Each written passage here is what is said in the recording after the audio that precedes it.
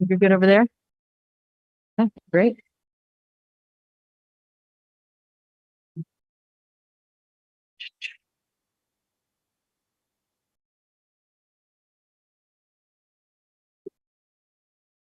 Okay, all right. We are gonna get started here. So I'm gonna call the meeting to order.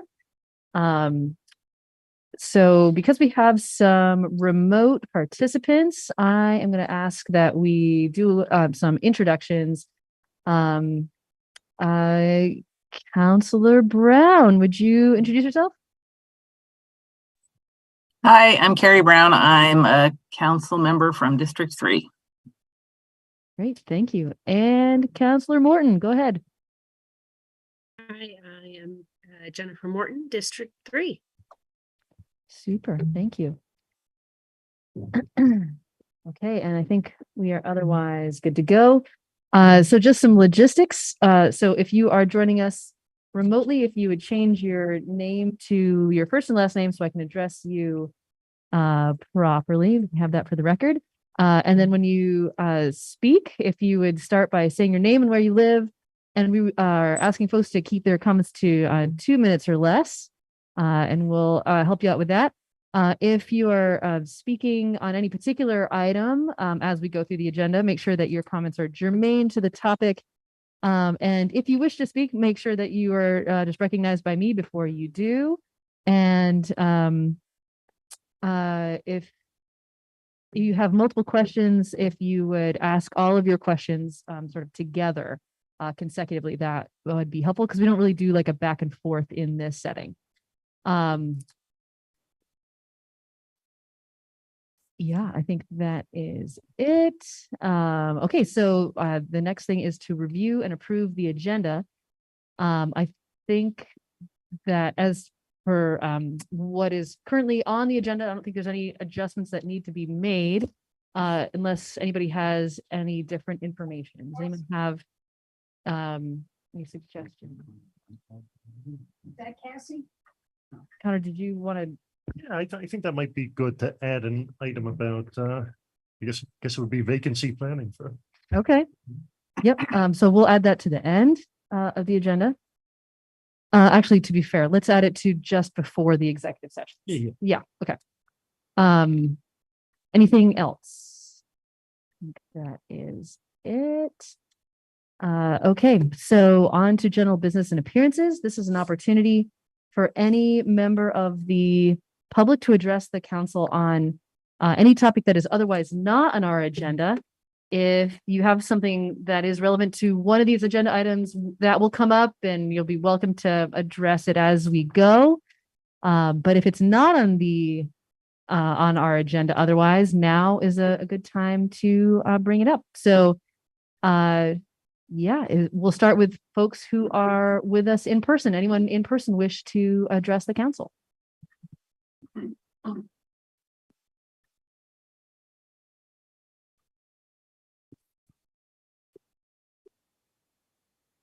Go ahead. Steve Whitaker, I object to the 2-minute constraint because there's a lot to cover here. We can't seem to clear the leaves from the storm drain, so we've got water backed up in the crosswalks, but we can find time to yank the last available bench for people to sit on the nice days. It's just a symptom of a dysfunction.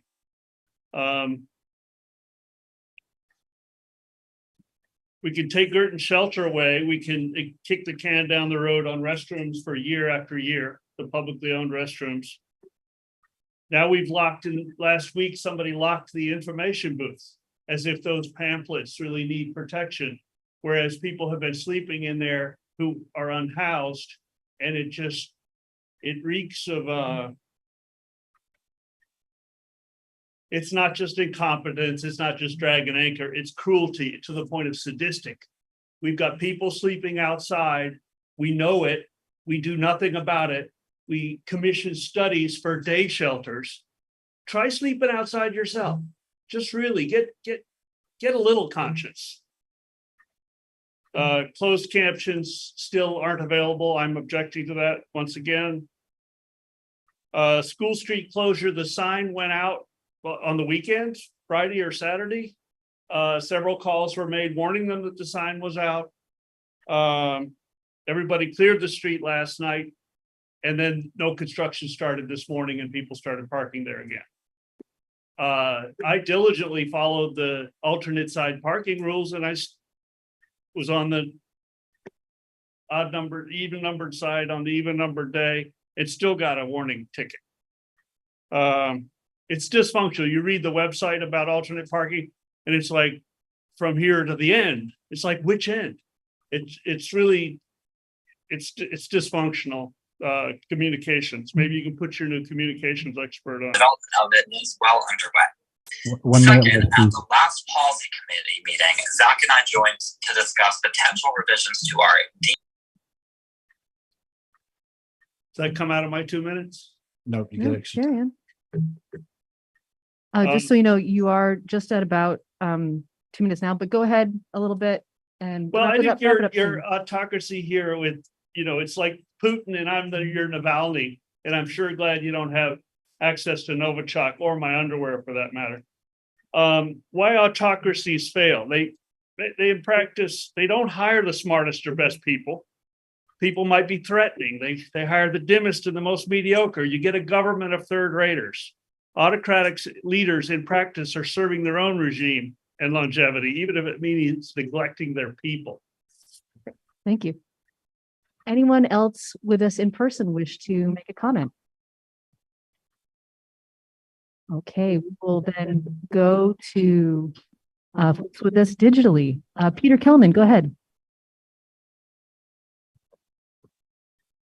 Thank you. I spoke with Brenda Siegel yesterday. She asked me to please bring to the attention of the city council and others, particularly since we have two city councilors who are going to be in the legislature, the announcement by the Department of Children and Families, which was picked up by WCAX and also an article by the Vermont Digger, is rather misleading. This is not an expansion. This is going back to pre-COVID rules that, and in fact, making some of them even more difficult for people to qualify to be in motel rooms, and by actually penalizing them. For example, there are almost no motel rooms available in Washington County. But let's say there's one in Addison County, but the person who needs the room really can't get away, doesn't want to leave Washington County. They have their doctors are here, their children are here, or whatever. If they don't take the Addison County offering, they can't qualify for a very long period of time. Like I think it's a year. Brenda has the details, but it's a horrible decision, and it's been because of this, because of the DCF press release. It's been misreported in the media.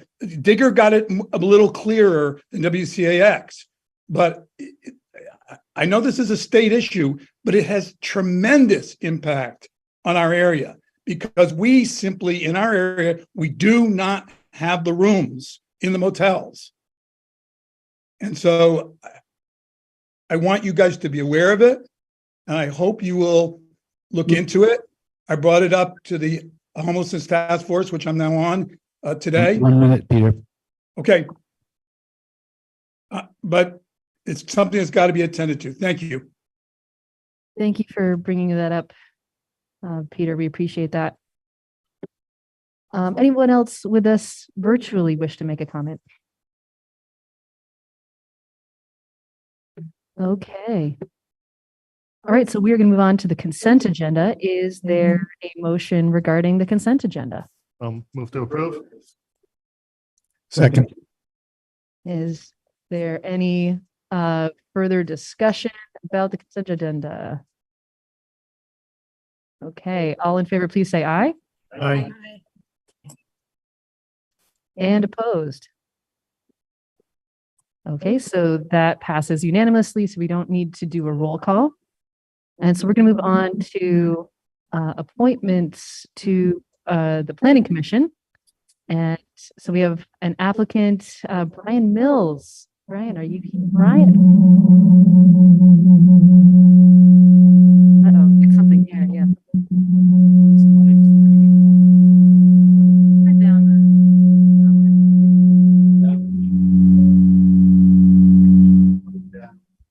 Yeah, there we go. Or on that speaker.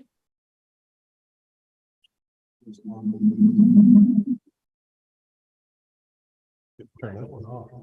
Those speakers are on, that's who's. That was basic.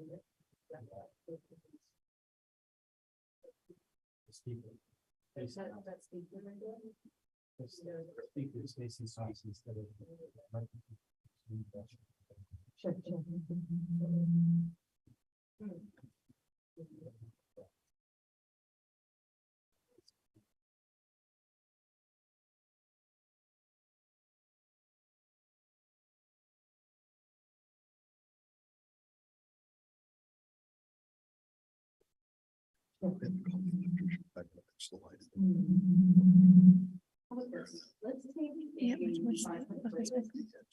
Let's take this out.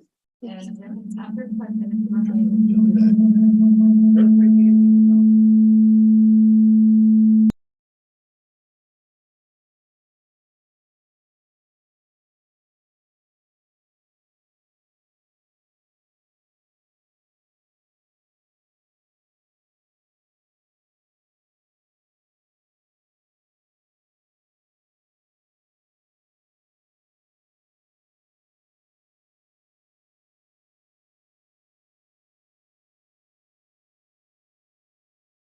It's unmuted now.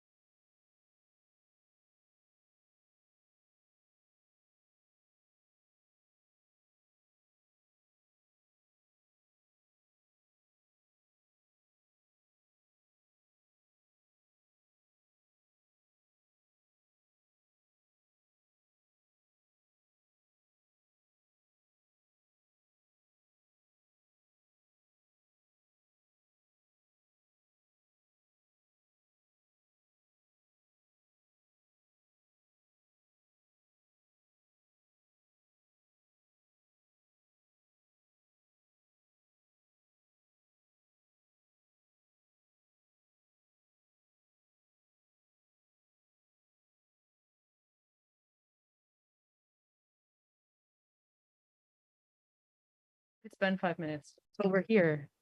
We're ready to go? Okay, cool. All right, so we're gonna bring it back together then. Thank you for that.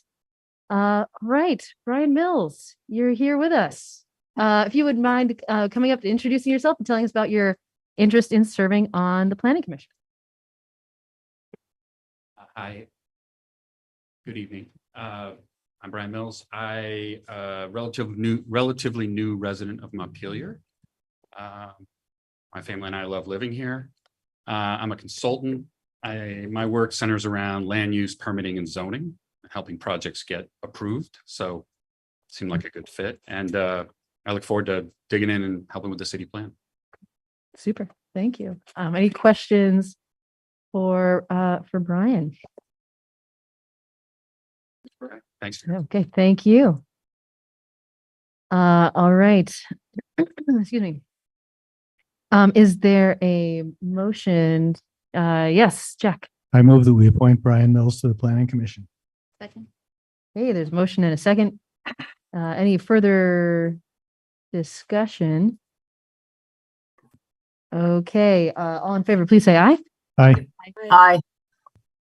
Okay, and opposed? Right, so that is unanimous, motion carries, so we do not need to do a No roll recount. call. Thank you. Curing ballots. Thank you for your willingness to step up and serve. We appreciate it. Okay, all right, so legislative agenda.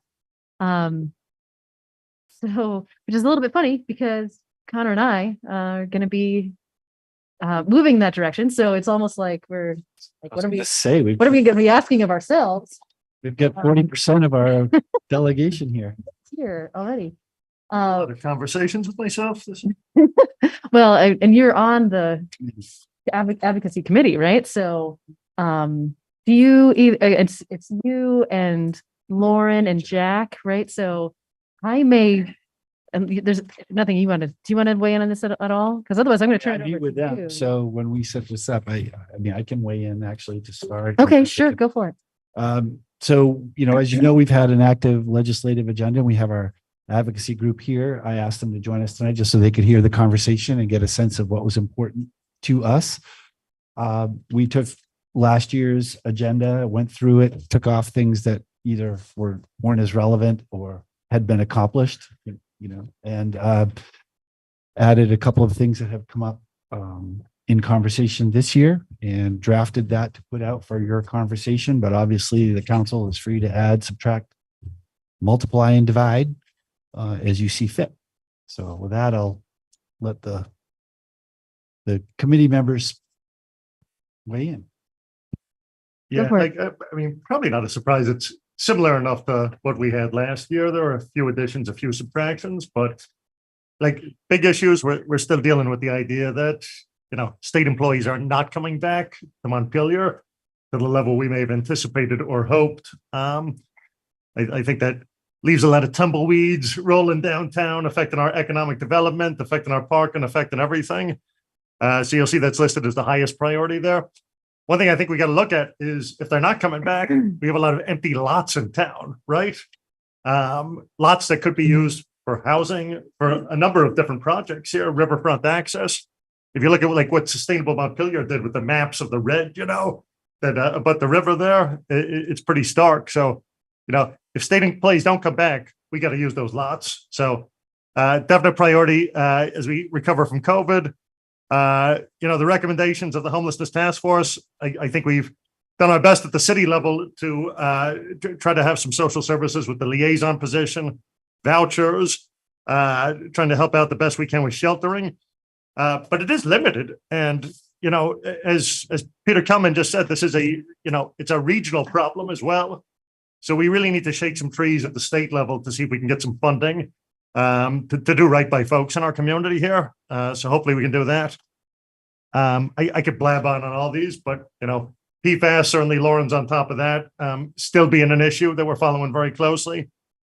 And and still trying to tap into some of these, some of the federal money that we're getting. And I think we have a great team with Leonine cracking that.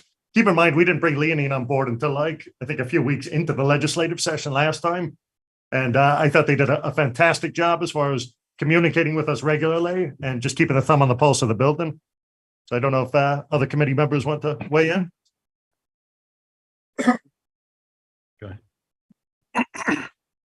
No, I think that's a good overview. The people can see a lot more detail in here. I mean, I'm wondering if it might be helpful just to hear, since our lobbyist came, just like any reflections on the role that you play just as we get to a tough budget season and like are figuring out what we can fund for next year. Just to, I don't know, like explain a little bit how that worked for us, having you all advocating for us in the building.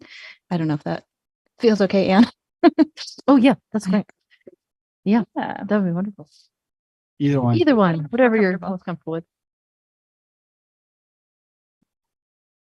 They do, I I so. think. They No, do that not? one Does not. So Not the kind of feedback you came for, right? So I'm Maggie Lenz. I'm the Vice President of Strategic Communications at Leonine Public Affairs and work for the Government Relations team. And I'm Nick Sherman, President of Government Relations at Leonine Public Affairs. Yeah, so I want to be clear, I didn't come in here prepared to, talk strategy, but I do want to talk about last session versus this session. I think Connor pointed out was key. We did come in, the second year of the biennium. It was a little late. So it was more, from my perspective, identifying opportunities that we could find easily and then trying to work through those. So I think we were successful working with Senator Cummings on the TIF district language. We also had, some last minute fixes to work on getting money for dispatch here in Central Vermont. More to come. And more to come. Exactly. Yeah. So I think I'm really happy that we've engaged with you earlier this time around. I think it gives us time to actually go through these opportunities and create our own, as opposed to just trying to, at the last minute, find ones that are easier to access. So yeah, I mean, we're going to be having, a closer meeting with, I'm sure, the lobbying team and with Bill to talk about these priorities and actually create strategy. Cool. The fact that you have, your mayor is going to be hitting the legislator soon. Connor Casey, Kate McCann. I think it's just Montpelier's in a great position, and Lauren's going to be in the building. Yeah. But in terms of legislators, I think you're going to be really well positioned to meet a bunch of your goals this session. Yeah.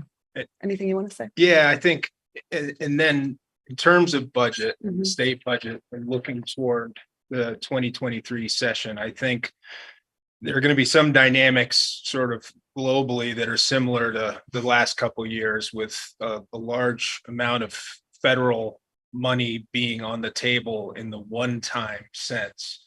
But also, the forecasts now are looking for, in terms of the base budget, a pretty level year in the fiscal year to come. But beyond that, there's some shortfalls projected. And the dynamic, even last year when things were a little rosier, has been that leadership in the House and the Senate have been eager to find ways to maximize the impact of that federal money that has come in. And we think that will continue. So as you think about opportunities, and we discuss opportunities for Montpelier to leverage that, that one-time, but those one-time buckets are really important. I think we are going to see, as has been the trend, base spending being harder and being more concerned about what that will mean for the out years when revenues may not be looking so good. Mhm. So that's kind of the dynamic at this point as we see it. Yeah, and I think, you were talking about homelessness. There's multiple issues that are not just Montpelier issues. They're regional issues. And so that means that, right, exactly. They're statewide issues. And that's going to mean that we've also helped by finding collaborators and other stakeholders and other towns and cities who need similar things and work with them when possible. Toward that end, I think to your point, Nick and Maggie, about the one-time money, one of our biggest concerns or opportunities, I guess, is, there is a huge amount of money, infrastructure money, and inflation reduction money, all those kind of things. But because Vermont's so small, it's all going to the state. And so it's how, and I would assume it's teaming up with other communities and the League of Cities and Towns, but making sure those funds go into programs from municipal governments. I mean, it's still upon us to then apply for them and compete for them. But if they don't even get to the table to go to local governments, which I think a lot of them were intended to, we've seen that in the past where these funds come in and the state kind of gobbles them up for their own uses. And so transportation money all goes into Route 89 and never makes it to municipalities. And even the dispatch money that we fought so hard for, they just reallocated some of that to state dispatch centers, even though this was for local dispatch money. So, I think it's making sure that these things stay where they're supposed to be going. I just want to call out for not just your benefit, but everyone's benefit, some of the things that were new, the old ones I don't think matter, but just, so we specifically said, use the infrastructure bill money to provide funds to local government. It's obvious, but we call that out. Yeah. We added the strengthened laws against human trafficking. We had a pretty robust conversation in here for several meetings about that issue, and wanted to be sure we were on record as saying that. It says provide funding for phase 2 of regional public safety dispatching equipment, but that was before we found out that phase 1 had been delayed. So I think that's going to be a fight. And I think the other one, we mentioned TIF. We specifically added the words project-based TIF, and we could talk about that. I think the league is going to push for that as well. But I think that's something that could actually benefit us even more than what we fought for last year. And otherwise, did I miss anything new? Well, I don't know what new, but I do think people should know that we have one of our very highest priorities is state funding for housing. Right. Housing for years has been one of the highest priorities in the council, and we certainly know that it's a serious need in Montpelier, and we have some opportunities. So getting money from the state government to address that is going to be helpful. The things about public safety, very important. I think the message we sent with the big ordinance debate earlier in the year was that it was not the end of the discussion, it was the beginning of the discussion, and that's why the human trafficking is such a big deal. I think this looks good. Just note that we're apropos of the comments we heard earlier, we are wanting to take another run at public restroom funding. We did not get a warm reception, at least from the administration level last year, But the legislature, I think they were already more open to it. It was just, again, a timing issue. Right. So I'll try to work on that too with the administration. Actually, before you go to you, Lauren, is there anything else? I want to make sure that we didn't interrupt your train of thought. I mean, I think I've said everything that I wanted to say. Okay. Yeah. I just wanted to make sure. Thank you. Yes. Appreciate it. Yeah. For sure. Okay. Go ahead, Lauren. I mean, this is just still on the line of the federal money getting to communities. And I think there's going to be, for example, like the Municipal Energy Resilience Initiative, where there was an issue around ARPA eligibility. I believe they found building BGS, whatever that's building grounds and services administration money, but kind of underscoring the importance of some of those programs that are going to fund important initiatives in communities like Montpelier, that if they need to like move money around because of eligibility issues with the federal strings, that they're still, emphasizing the importance of programs like that and looking, and if we can be helpful, it's like the kinds of important work that can be done with that funding. So I think there could be a number of programs like that as they learn more about federal eligibility, there could be some ongoing lobbying to make sure they can continue to try to fund those programs. Yeah.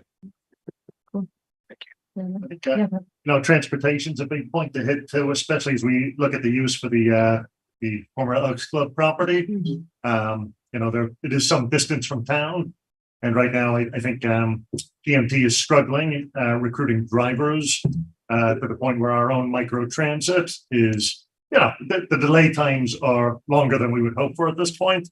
But we don't want that to be a chilling effect for people who don't have public transportation to get up to that property to use it for recreational opportunities or anything else there. So beefing up the funding on that would be huge.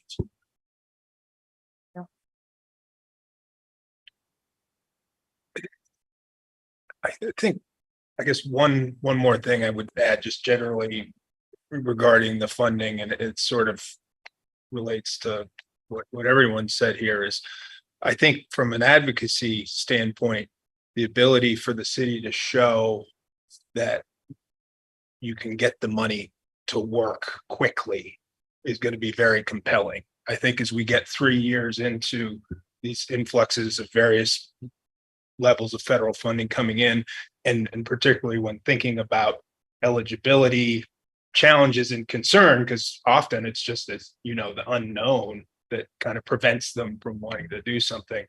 I think that there's going to be a lot of incentive and sort of I think the legislature and the administration are going to want to be looking for ways that this money can get to work quickly, because frankly, I think that's been a bit of a challenge so far. So as we sort of think about the advocacy, thinking about that is important. Yeah. I'd like to weigh in on that. And I mean, I think you're right. And I think that's an opportunity for some dialogue with local governments and with people involved in these things, because maybe the state should take a look at what it takes to be able to do these projects quickly. I think there's this emphasis to do it. And then when you can't get approvals turned around for engineering designs and those kinds of things, and the permits that you need to go forward, even at a local level, where we were almost a year waiting for a design approval on our East State Street. We had to delay that whole project this year because we just waiting on a state approval. And I think it's staffing. I don't think it's but so I think there needs to be some sense that, number one, there's a lot of investment in design and prep that people may not be willing to make unless they're certain they're going to get the funding. Yeah. You got to lay out a couple $100,000 to hopefully get this grant. So I just urge that there be some understanding that not everyone's going to be getting money and say, okay, I'm going to dig up the ground and put in water lines or, internet or whatever, build a homeless housing tomorrow, now that I've got it, because we all then have to do what it takes to complete those projects, including public processes and all. So I think, yes, that's true that they're going to want to, and to the extent that we can collectively articulate the challenges with being ready to move fast. Absolutely. Because, it's easy to say, well, we can't give them the money. They aren't ready to do it. Well, what does it take to be ready to do it? I want to check with folks online. Carrie and Jennifer, anything you want to weigh in on this? If not, that's okay. Okay, and Peter Kilman, I see your hand is up. Go ahead, Peter. Thank you. I want to make an observation, something like what Bill is just talking about. It's not just money. It's about money, but it's also about how the money is allocated. And one of the problems that we have is we have a Republican governor and a Republican, very fiscally tightly controlled. And so the legislature needs to write these bills in ways that the administration can't hold on to that money and do with it what it wants to do and where it wants to do it. There's a huge imbalance of where the money is spent. There's a huge imbalance. Just in human services alone, it's very difficult for our agencies to get the money when the money is sent more often to Chittenden, where they've got shovel-ready projects. A city like Burlington has the capacity to develop those shovel-ready projects, so they get them. So it does tie into bills. So I think if you guys, lobbyists, can help the legislature write some of their bills in ways that really don't permit the administration to sit on the money and so forth. The second thing, which is related to that, is that it is a question. It's a little bit what happened to the heat standard. Who is going to make the decisions about implementation? Is it going to be a state agency, or is it going to be the legislature wanted the PUC to make the decision. And, that's why Scott vetoed it, because he wants to make the decision. All right. So or he said, make the legislature tell us who should make the decision. Don't throw it to the PUC. So it's not just about money. It's really about how the bills are written and giving the legislature more power to get the money to distributed much more robust, much more fairly and equitably than it has been. I'd be curious to get some reaction to that from the Leonine people. Thank you. Thank you. I think just generally makeup, the makeup being what it is now, 104, a supermajority in the House, 109 if you count the progressives.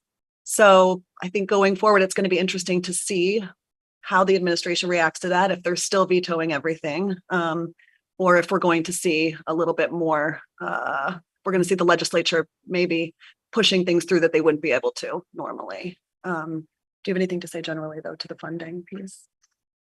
No, I mean, I think you hit the nail on the head. I think that's the sort of shift in dynamic we're all interested to see, given what happened in the election and how that plays out, and how the legislation is crafted and the money is appropriated. I would expect that sort of shift in the balance of power will probably lead the Democrats, who controls things, to be more ambitious, maybe with where they're putting the money.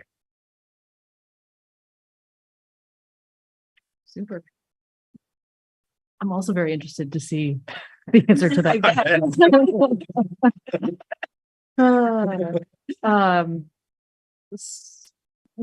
This is great. All of these things are ideas, advocacy points that I feel good about and I could get behind, and I'm looking forward to working more on them. Yeah. So, any further comments about any of this? Checking online. Okay.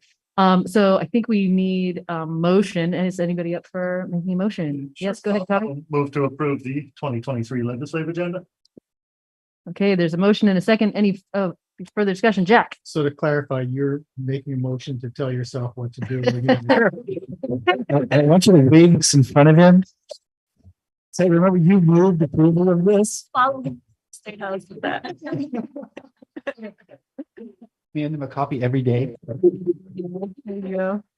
Can't say I don't like what's on it. That's good. Okay, any further discussion? Okay, all in favor, please say aye. Aye. Aye. Okay, and opposed. Okay, so that is unanimous.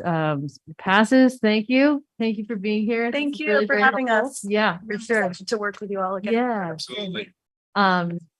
Okay. So I think we are ready to Get back to the office safely. Okay, so we are up to the energy update. And for that, we have Chris Lumbra. Welcome. Hello. So I think I know most of you to one degree or another from different contexts, but thank you for having me today. As you're all aware, I have been hired to be the sustainability and facilities coordinator for the city. Also been appointed the ADA coordinator. All these pieces kind of work pretty nicely together. So I'm excited. It's been a very steep learning curve and really a lot going on the last couple months, really. But I'm digging my teeth in and getting going here. So start with EVs. We have identified what we think is the most likely candidate for the city's first EV in our fleet. And that would be the engineering car that the Public Works Department uses. This vehicle historically uses about 450 gallons of gas a year, which puts it on pretty close par with the light duty pickup trucks that Public Works uses for daily operations. So it's a good fit in that way. And So that, that vehicle is slated to be replaced in FY24. And the anticipation is that it goes out to bid as an EV once the budget's approved in March, and hopefully to take delivery beginning of the fiscal year. And to support this vehicle, or to support electrification, right? We need chargers. Everybody's aware of that. And my initial understanding was that we really wanted to get a DC fast charger at the Public Works facility to support operations. I think we're a little bit out ahead of ourselves. I've kind of gotten some expert opinions that support this. And it's very expensive. Some of you, I think, are aware, but in order to have DC fast charging at Public Works, there's about $50,000 worth of primary power infrastructure work that has to be done in preparation to that. So that the charger itself is about $50,000 installed. There's about $50,000 in additional work that needs to be done before that. And I think right now the thinking is that we're going to try and queue up the infrastructure work so that we will be able to be more nimble when the time comes to get this charger in place. To support the engineer's car, the best option sounds like it's going to be level 2 chargers at City Hall. Much less expensive, easier to install, faster, that type of thing. To be perfectly candid, I've been working very hard on the level 3 charger at the Public Works garage, and really all of this information is emergent to me in just literally days. So I have not really had time to do a lot of research into the level 2 charge installation here. However, and I forgot to mention this at MEAC last night, but in my discussions with Green Mountain Power about the needs of the level 3 chargers, their transportation EV transportation specialist, Zach Casey, let me know that they are very interested in Green Mountain Power in installing level 3 chargers in downtown Montpelier. And I said, please, let's have one at City Hall, so they're going to look at infrastructure. This would be a public charger. And I think this would be a great location for it, and supports our mission, sends a really great message, and kind of bonus, it brings people to town for an hour to go over to the 3 Penny and have a burger or whatever. So kind of, I have not heard back from him, but he sounded excited and very willing to investigate that. So that's kind of EVs and chargers. District heat. We are definitely interested in increasing usership of district heat. There are, as you all know, there are cost challenges, obstacles, that type of thing. But there is a possibility to leverage some money from Bill's much more aware of the money than I am, and but there is some carrots. There are some carrots, and we do have one very promising group of owners that have between 5 and 7 buildings, depending how far we extend our main lines, they're quite interested in talking about this. They have kind of initially asked for a little bit of support from us, helping with the connections and, of course, the line extensions and that type of thing to kind of soften the initial costs. And we're looking into that. But it's so far, initial discussions are promising for increasing usage of district heat.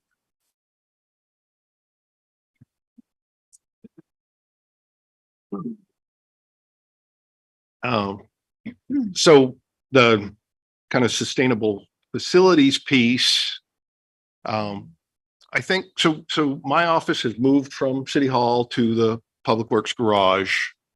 And frankly, before having an office down there, I had been to that facility maybe once or twice, right? And I'm much more familiar with it. And I kind of would just like to share information about the campus with you to help you understand better what we're thinking down there. And when I say campus, it's really, it's the streets and water department. It's not the treatment plant that I'm including in the campus. And at that facility, there's two large buildings. And I think kind of interchangeably, they get referred to as the Public Works Garage. The people who use them daily call one building the garage, which houses a handful of offices, 4, 5, 6 offices there. And it's the repair shop for all the equipment. And it's also staging area and storage for water sewer parts and pieces and that type of thing.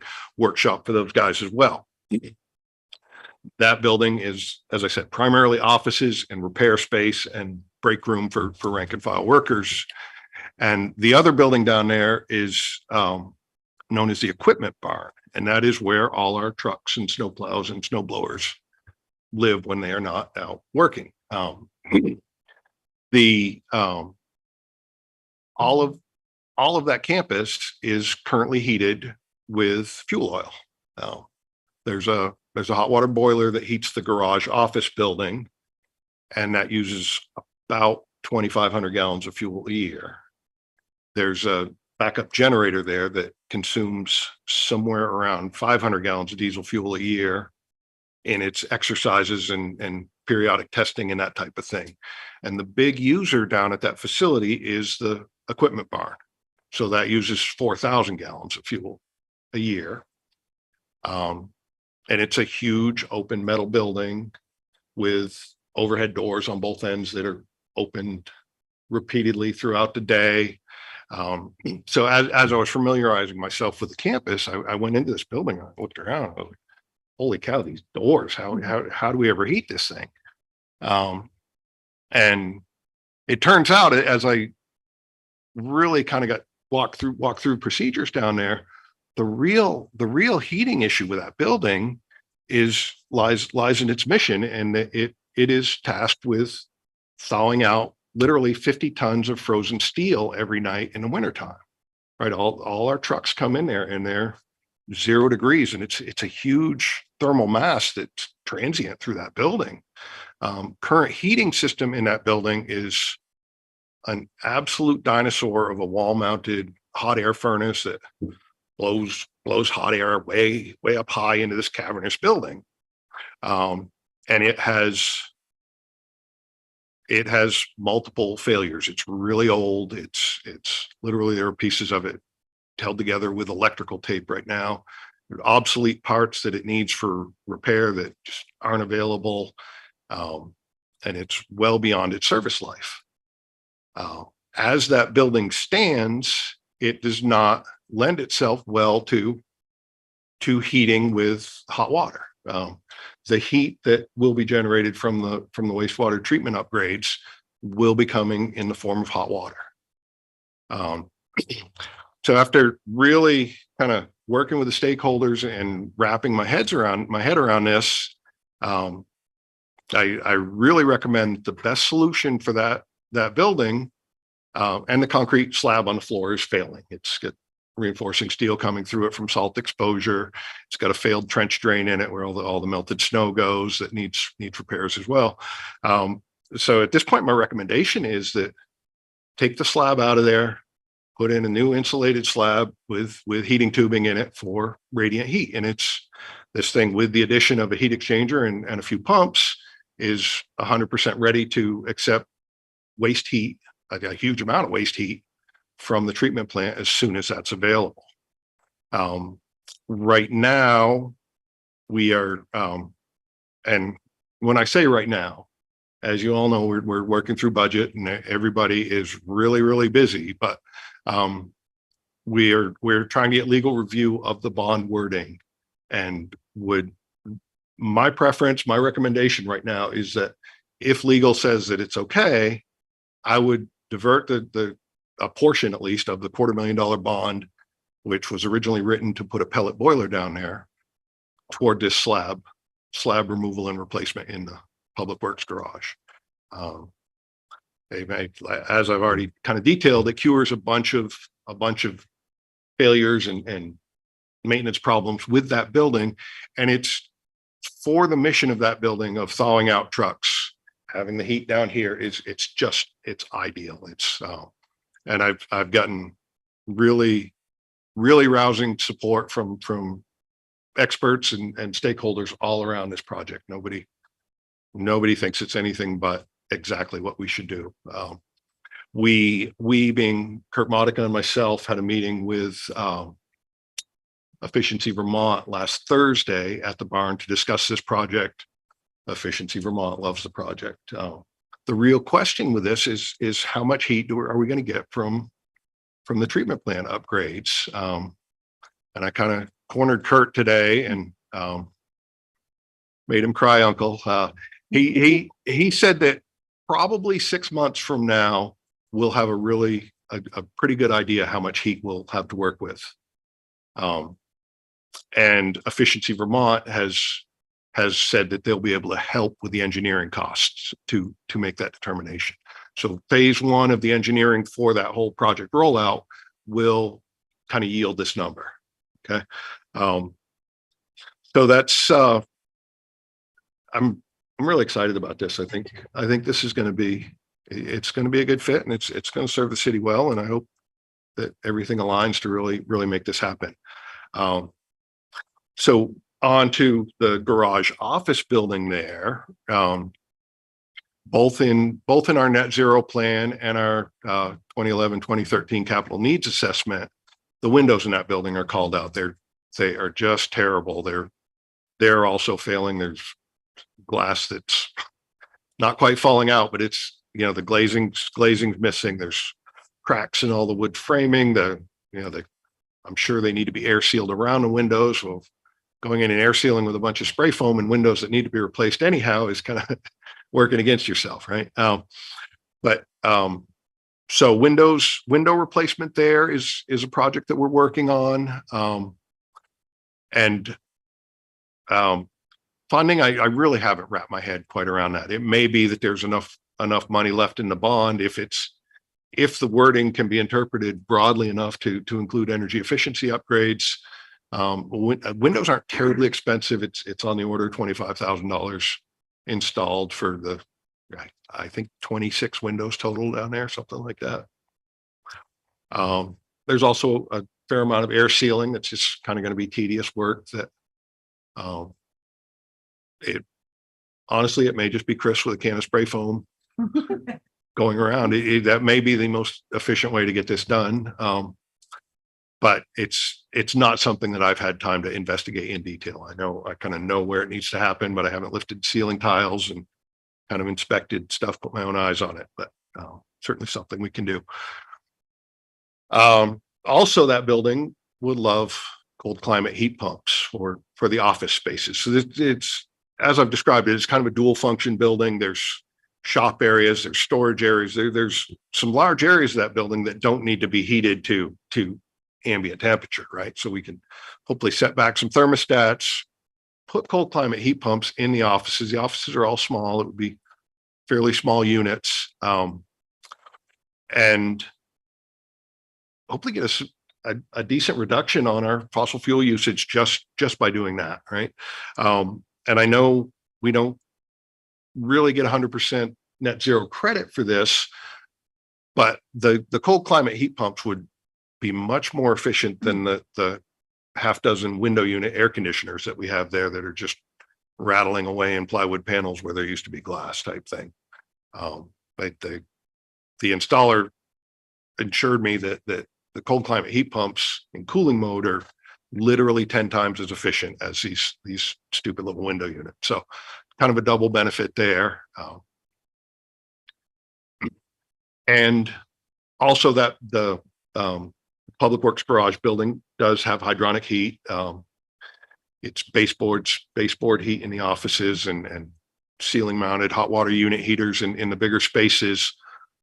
All of that, and depending how much heat we get from the treatment plant, it's a matter of extending insulated underground pipes over and putting in a heat exchanger in the boiler room there and picking up that heat load as well, all of it. Hopefully there's really nobody has a good guess how much heat we're going to get from there. But if the stars align and we get a bunch of heat, then it really could quite easily heat that entire campus. And that's kind of what we're working towards.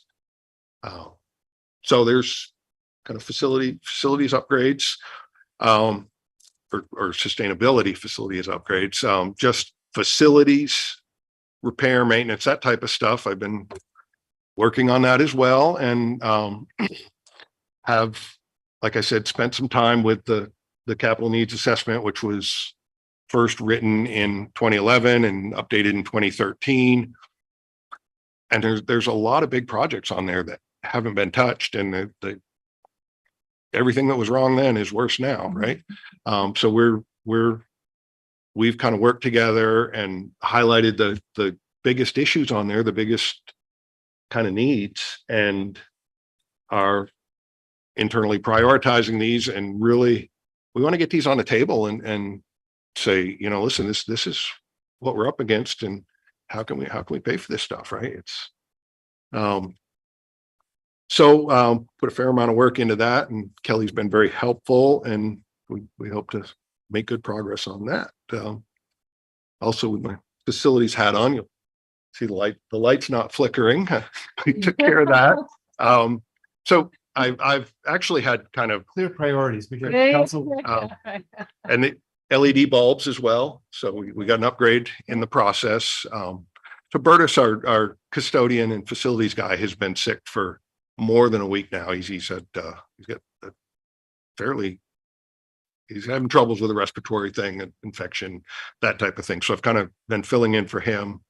And I guess that's part of this job, right? It's other duties as a sign bill, right? So shoveling steps this morning and kind of making sure the bathrooms aren't absolutely disgusting, and calling in backup when needed, that type of thing. It's a lot. It is a lot. This job is, but we're working at it. I've also been up to the Country Club Road property a few times and made sure that the heat got turned on up there. The heat got turned off in the transfer between the private owner and the city, and got the heat on, got that building kind of stabilized, so we're not going to have any catastrophes up there with cold weather coming. And lastly, kind of starting to begin to review just City Hall, mostly operations and maintenance procedures here, and trying to just make this place a little nicer and make it work better. And then as the ADA coordinator, my biggest priority immediately is going to be addressing the elevator here and getting we've got nagging control issues that were identified in the transition plan. Also there's a fair amount of stuff in here that's overlapping between CNA and net zero, or CNA and ADA. So I'm sure we're going to have to go back out to bid with that. There's a currently misplaced file that has the historical information on that I haven't had time to really search for, but there's, we take that and get to work on that as well. And that kind of has us up to the minute. I'd welcome any questions if anybody. Well, first of all, thank you. Oh my gosh, that was a lot. So appreciate that you are already like so deep into this. That's great. And I have a couple of questions, but maybe other folks have questions. Okay. I'm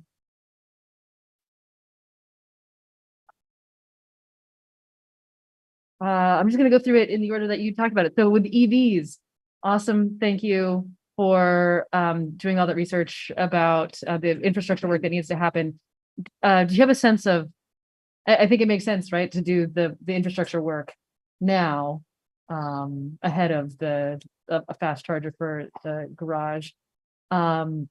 do you have a sense of what the time frame on that might be? If not, that's okay. I don't, Okay, that's, I don't. That's- I could, but even just like identifying, like, this is what we need to do first. It's like, okay, that's helpful. Yeah, and thinking about like level 2 chargers here, because we have the one right here, but that's obviously it's for the public. Are you thinking of like if we had one for municipal, like for this engineering vehicle, do you anticipate that would also be publicly accessible, or is that just going to be like, this is just dedicated to? I would like for it to be publicly accessible as long as we're able to kind of restrict access to it when we need it, Yeah. and maybe it's as simple as a sign saying, this vehicle is reserved for, basically, I believe the Public Works vehicle is going to charge overnight here. So no Okay. overnight parking in this spot. This vehicle is reserved for. Okay, so that I was just trying to think like how could you, match that? But I guess charging overnight would do it. That makes sense. Okay. Thank you for all that clarity around the two buildings on the garage campus, basically. It's confusing, right? Yeah, well, and like one of the tours that I did a long time ago now, we went to the equipment barn, and so I was, as you were describing it, I was like, yeah, right, it is a big open And space. certainly to kind of piggyback on this, if any or all of you ever wanted to schedule a tour to go down there and look at the places, I'd love to walk you through it. I think it'd be informative for everyone. So the one concern I have about that, I mean, first of all, like, I love the idea of radiant floor heating for that space. I think, as you were describing it, right? Like, so you have a mounted blower basically filling up the upper half with hot air, like that doesn't make much sense. So, but of course, like these trucks are coming in with salt and grease and, all, whatnot. And so that's really hard on any material that's on the ground. Do we know if there are any other places, any other municipalities that have a radiant floor storing space? I haven't asked that question. Okay. That would be interesting. I mean, because of course, like if you're going to do radiant floor heating, it's kind of like, I mean, I'm a layperson basically, right? So I don't really know these. I'm just asking questions. So Sure. I'm not an expert. But my understanding anyway is that sort of like once you do radiant floor heating, it's really hard to change that, right? Like if it's sort of like embedded, then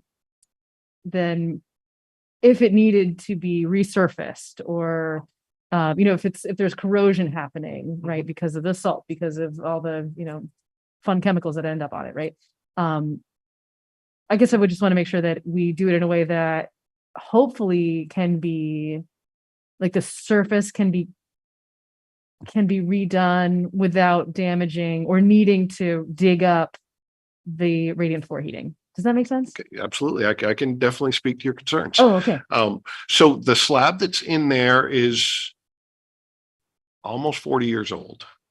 The real Sorry, reason. did you say 4 or 40? 40? Okay. 40, yeah. Yep. And it just really looking at the slab and how it's failing, they just didn't get the rebar deep enough in it. The reinforcing steel is in places within a half inch of the surface. So quality control when this thing is put in place to make sure that we get proper coverage of the rebar is really gonna protect it. So the reinforcing steel is so close to the surface, small cracks, let water get in there, salted water get in there. Right. So steel starts rusting, expanding, flaking, and then it pops. The concrete exposes more rebar. It's kind of a cycle. So quality control when we build the slab, number one, we could easily expect a 40-year life out of it. Which this slab put in without the benefit of stringent quality control has lasted 40 years. So that's, I think that's going to be our friend on the way in. There are also just myriad sealers. We need to find the right sealer to protect the surface of this concrete, and set up a schedule and reapply this stuff and take proactive steps to protect this thing, which that hasn't happened in the life of the existing slab either. And so just to talk to about the melting water and salt, I said there is a trench drain in there. The trench drain still functions, but it clogs easily. It doesn't work quite as well as it doesn't work well. It needs a lot of help. Grates are rusted, that type of thing. But I wanted to be real clear that trench drain is connected to an oil water separator, number one. And obviously it's oil and all kinds of crap coming off there. And then the water that comes from the separated oil does go into sanitary sewer and gets treated as sewage. It's not. So we are already handling that properly and would continue to do so. Okay, great. Thank you. Sure. I think so. The other question I have is with the office building down there. So are you thinking about doing both cold climate heat pumps and hoping to get heat from the water resource recovery facility? Yes. Okay. Yep. But I guess we'd still have the cooling problem down there, right? We'd still be married to window units if we didn't do cold climate heat pumps. And right. And again, I know that's not a lot of fossil fuel usage that's saved by that, but operational. We could certainly look at try and get a number. It's going to be kind of tricky to pull that out, and there's going to be a little bit of estimation in the process, but how much money is this going to save us just in cooling load, and what's the payback? Right? Well, and sorry. If our initial estimates from the treatment plant say, you know what, you're going to have more heat than you know what to do with, then maybe we pivot and we take another look at this and say, okay, maybe this isn't the best use of our resources, right? Mm-hmm. Well, I almost wonder, like, if you do the cold climate heat pumps, then why connect to the water resource recovery facility? Well, there's still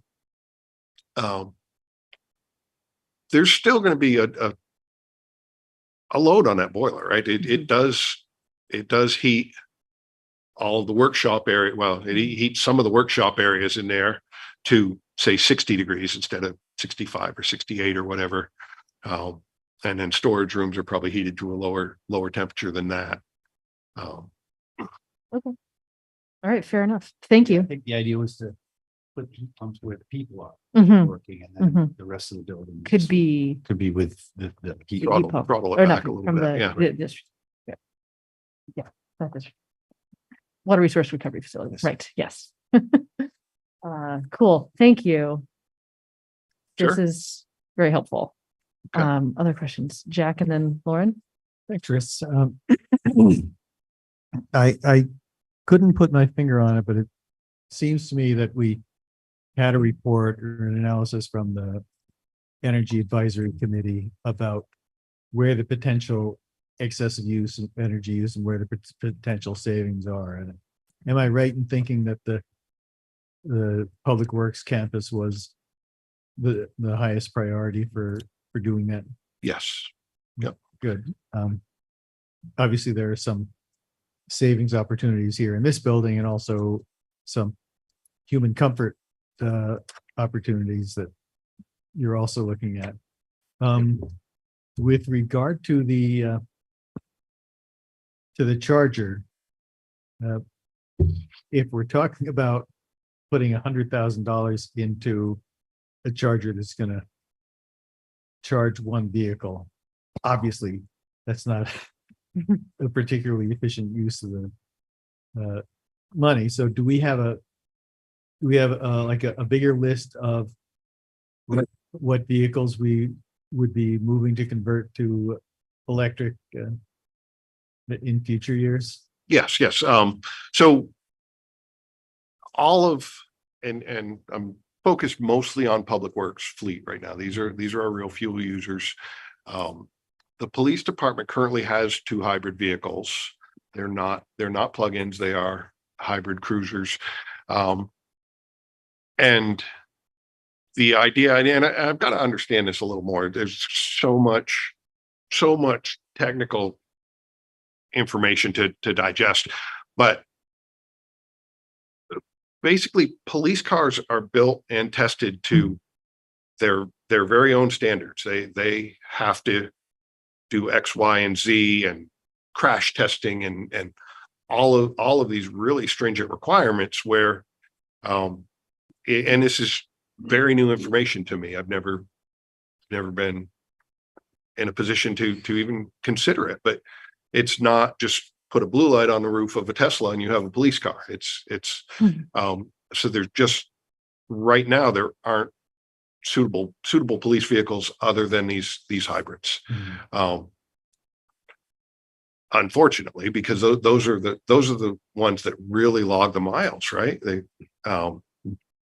But there is a replacement schedule. Back to your original question, there's a replacement schedule for all public works vehicles, and they're typically on a 6 to 10 year cycle, depending on the piece of equipment. And the plan is as each vehicle ages out and is ready for trade-in, we put it out to bid as an EV and hopefully find suitable candidates. So I will qualify this and say that, perfectly suitable candidates for a lot of these vehicles do not exist, right? There's heavy trucks, that type of thing. So the level 3 charger, the DC fast charger, interchangeable terms. I think the idea is that that's available, that's going to charge a fairly large battery pack in an hour. Hopefully when the future comes that we have electric dump trucks and snow plows and that type of thing, with just a little bit of schedule coordination, those things can come in, plug in for an hour, driver takes a break or takes a different piece of equipment, this thing charges, it goes back out, the next, truck 37 comes in, plugs in, charges. So one fast charger in the course of, winter operations could be almost continually charging vehicle after vehicle after vehicle with, and that's some operational stuff that we haven't even begun to discuss, but it seems fairly elementary and simple to. And I think just to amplify that to that point is, and Chris and I have talked about this a fair amount, which is we're so far away from really being able to convert the fleet there. When we look at that schedule, the thinking was, well, then yes, we need to invest 100,000, but is it smart to put that charger in now and have it sit unused for 4 or 5 years when we could get one out here that would only be charging the one vehicle for now, but if we were able to get others, but also the public vehicles, we're furthering greater goals and not, kind of more of a just in time when we watch the fleet, because eventually they're going to be there, but they're not there yet. And, obviously then we've got fire trucks and, it may just be that we'll have a fleet of police hybrids for a while before they go fully electric. And that's an improvement. It's not perfect, but it's an improvement. And I don't know how much time you spend watching city council meetings before you got this job, but people will tell you that pretty much every time we're asked to approve a purchase of another vehicle, I or someone else on the council is going to say, so did you look for an electric vehicle for that? And so just to follow up on vehicles, just in just a little bit more detail.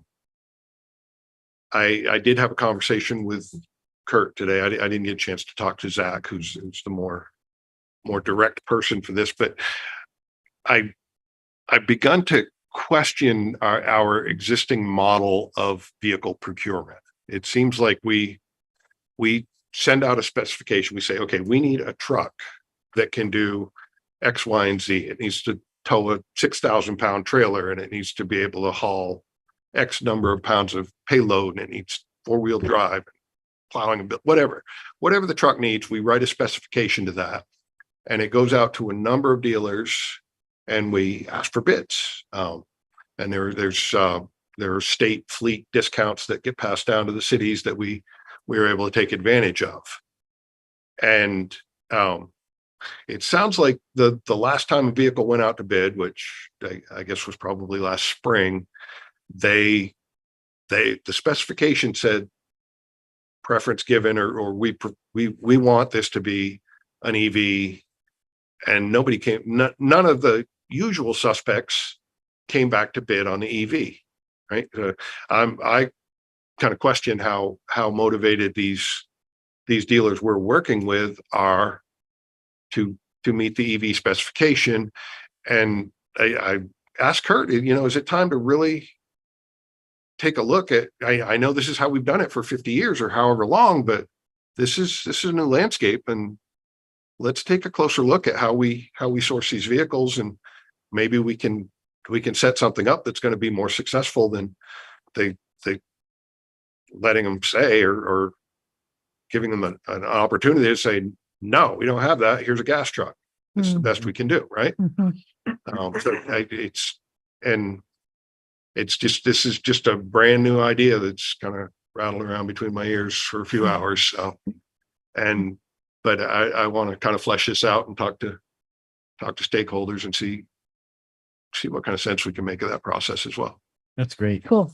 I also think the idea, the heated floor idea seems like a great idea, whether it's going to be epoxy coated or something on the, on top of it. That seems like a good way to go. I assume that would be, a lot better for the guys working on the trucks too. Yeah, that for the most part, that's not where the repair work happens. Oh, okay. Sometimes in situations stuff does get worked on there, but for the most part, the equipment barn is just a storage facility, and the repair shop is on the back of the offices and garage building. It's been a while since I had the tour. We should do it again. There's a lot to take in there. Yeah. There's a lot. Thanks. Sure. Oh, I should say one other thing. I think it's great that that part of your job is also the ADA coordinator. We were on the ADA committee for several years together, and it's great to see us making progress. Yeah. I give Tom McCardle a lot of credit because he was very committed to that for many years. And yeah, for sure. Not to knock our existing DPW team. I think we've got great people. I'm so happy with the appointment of Kurt and Zach to the positions they're in. But Tom McCardle was a special breed. He really was. Thanks. All right, Lauren. Thank you. Yeah, I just had a few questions. And first, I'm so excited to have you, so excited to have this role. And it's so great to see so much progress so quickly. And I know it's a lot to learn, and your enthusiasm and creativity and willingness to do whatever it takes is really appreciated. So really excited to continue working with you. One question for so if we need to spend like $50,000 to do the line extension, to have the phase 3 power for, like, could level 2 chargers serve the purpose, or do we really need that constant? Like, is this something where overnight vehicles could be, or like 4-hour stretches or whatever? Like, is there feasibility because they're so much cheaper that it could meet the need, or is that not a possibility given the demand on the vehicles at crunch time?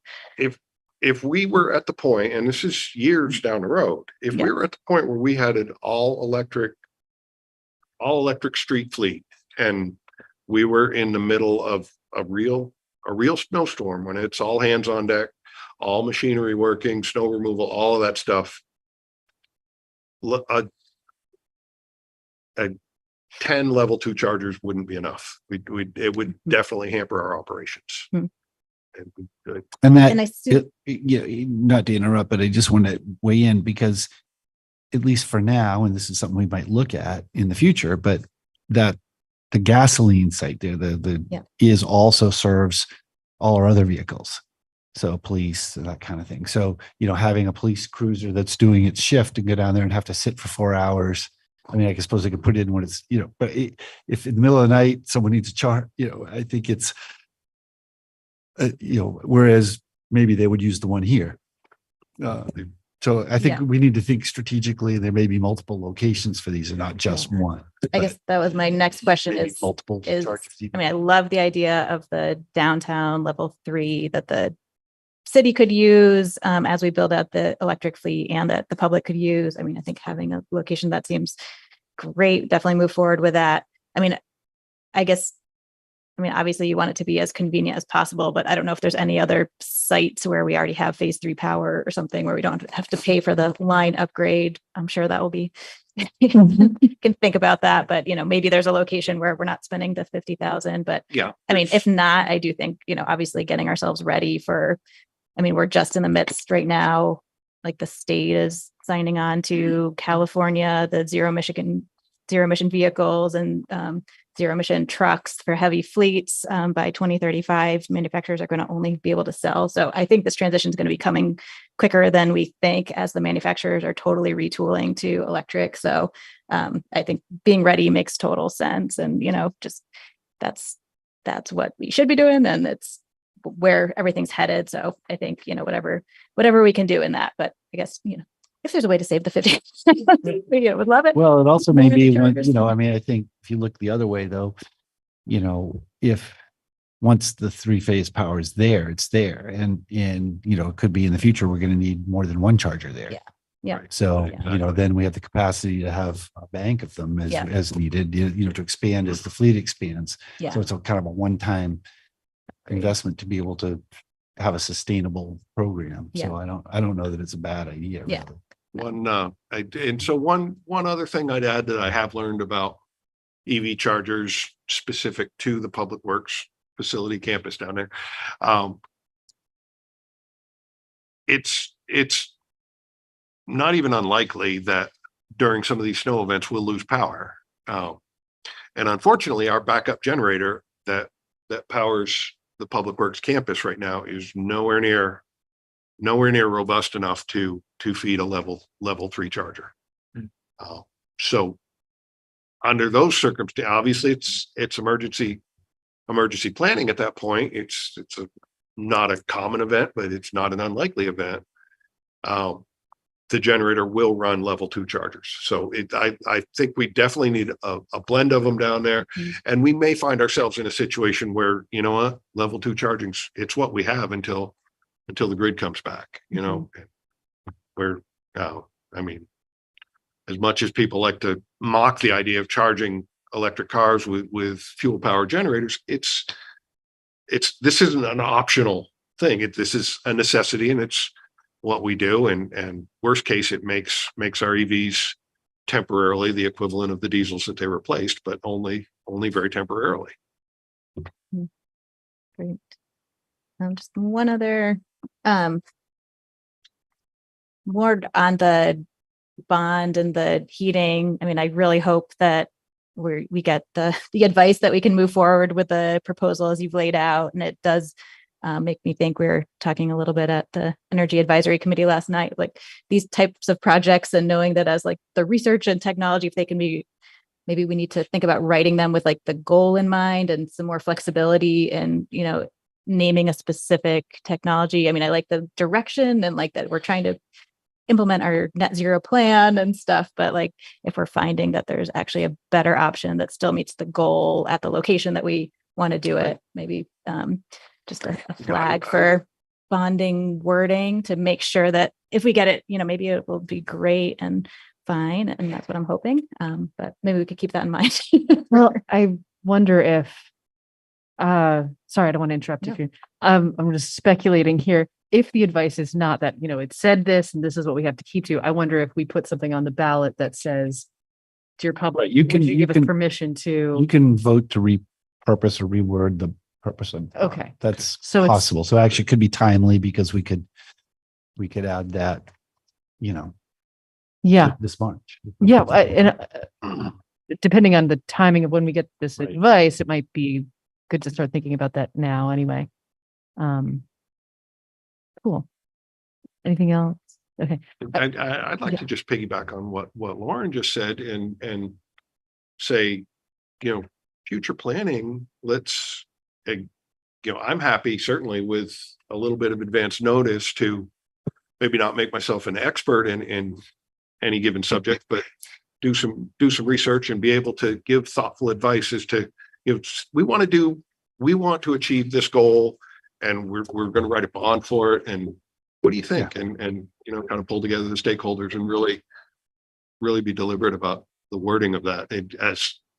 I'm all new to this, but it's how important is the wording of the bond? It's life or death, right? Or not life or death. Well, we don't but know. We'll see. Yeah, it's important. It matters, and if we can take steps to. If I can speculate a little bit here, I feel like, I mean, maybe this just because I'm transitioning to this new role at some point and thinking about other municipalities in the area, right? Like, and Montpelier is unique in that we have a lot more capacity than lots of smaller towns, right? This probably happens already, but I'm just anticipating that, there may be a lot of municipalities that don't have the expertise that you are putting together right now. And I'm just, I hope, I'm sure that it's, at some point other municipalities are going to be like, we want to pick your brain to see like, how do we, if we're redoing our own garage, what do we do? Like, we heard that you put in a radiant floor, or like just things like that. How did that go? What was that like? I'd love to help with anything like that. That's a separate thing, but I do have one other question, which is that at one point we had before us a policy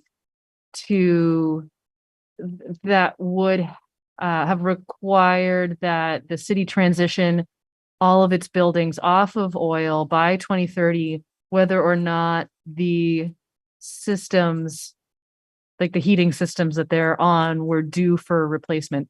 And I mean, the other part of it was that, like, as the heating systems come up for replacement, that we replace them with something non-fossil fuel based. And we sort of punted on that to collect information, data on how much that was going to cost us, or just to do some more research. Do you have any thoughts on such a policy?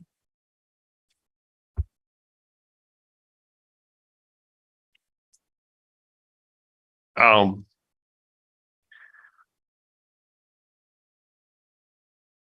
mean, I think that is the net 30 goal. Net zero 2030 goal is to be off fossil fuels. We're pretty lucky. Fire station, police here, we're on district heat. We're no fossil fuels to heat this building. A big wild card is our rec center on Berry Street. What in the world is going to happen to that building?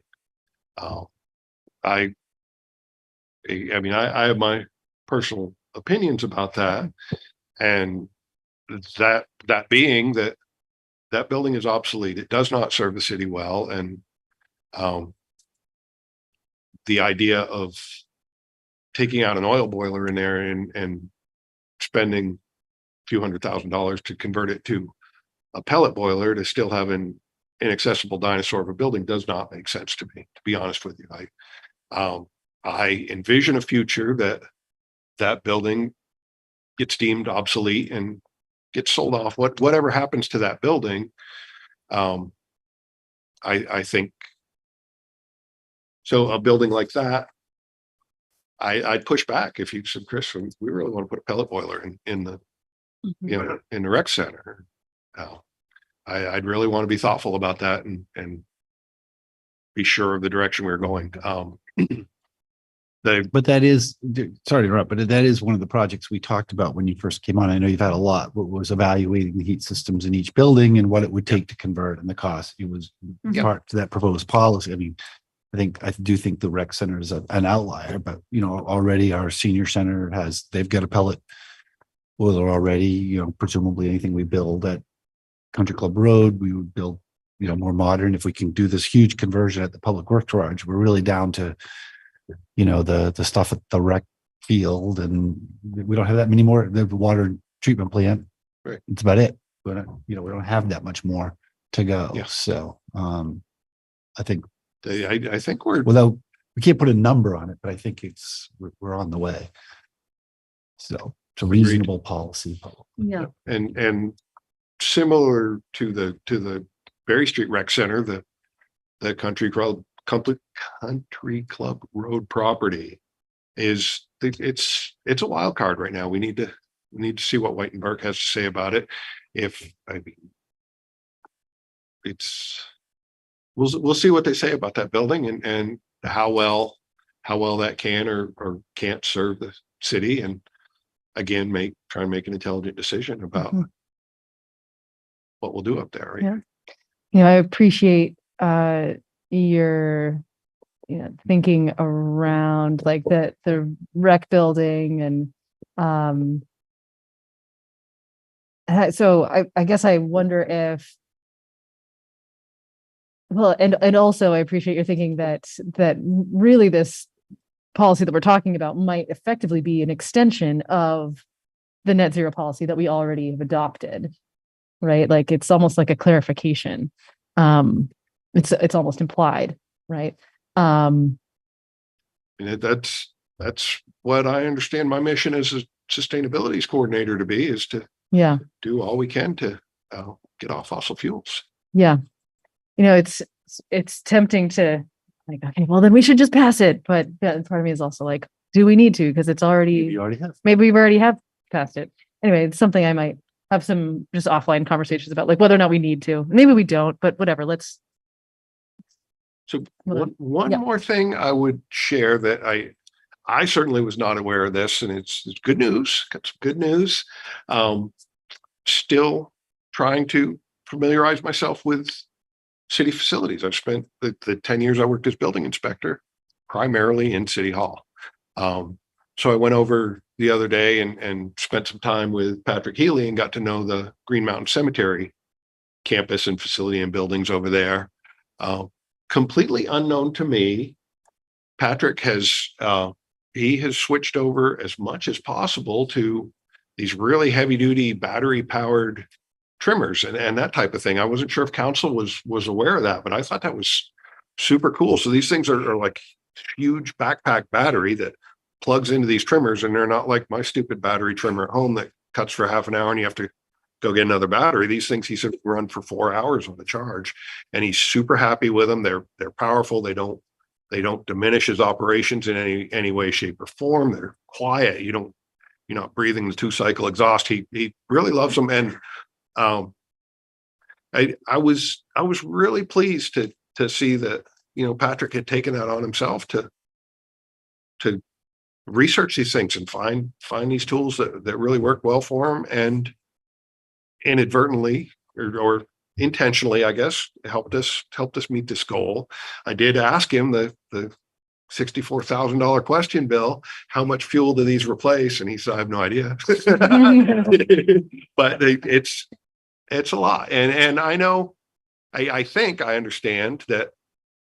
I mean, so a gallon of gas creates 20 pounds of carbon dioxide, right? That's how it is. It doesn't matter if it's in a car with a catalytic converter that's exhaling clean exhaust, or it's a gallon of gas that gets mixed with oil and burned through a 2-stroke, which is incredibly dirty in so many other ways. But it's like the small engines are, air pollution. There's a bunch of other stuff that comes with those. So that's, to me, it's not going to be a huge fuel savings, but there's other benefits as well, right?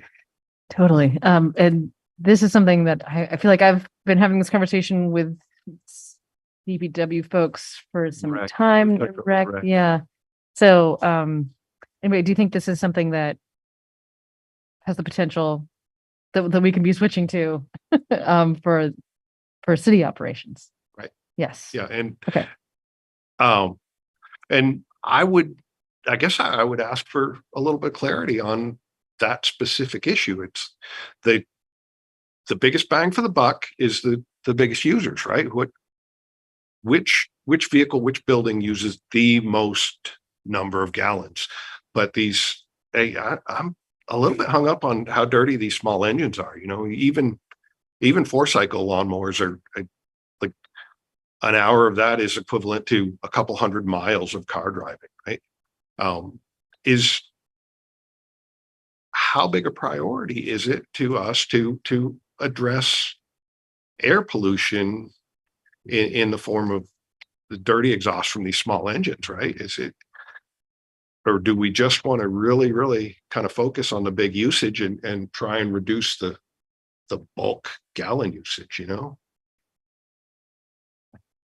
Go ahead, Lauren. What's the typical lifespan of that equipment? I mean, like my knee jerk would be whenever we're replacing at this point, we should be replacing. I mean, I think all of these pieces are part of the 2030 goal. And yeah, we're focusing attention and resources on like the biggest reducers, but we shouldn't be replacing equipment. I don't know some of the stuff though, if it lasts for a long time, like would we have that 2030 similar to the buildings where we're trying to have replaced the whole fleet of fossil fuel equipment by then as Right. well, which seems like would be in line with the goal. Yeah, that's not clear in the net zero plan for sure. And I would say the the lifespan of these pieces of equipment varies wildly on. But that's something we can look at as we're Yeah. getting equipped for sure. Replacement. And again, the heavier pieces, the big wide mowers that we use for the bulk grass cutting, those don't exist as effective electrically powered equipment yet. But that's got to be in a 2 or 3 year time horizon where those are available.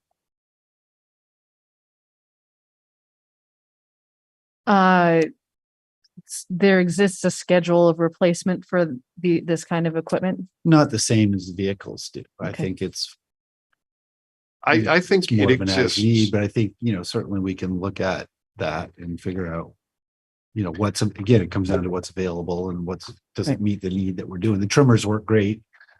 The mowers, not as much, so I think it's, Yep.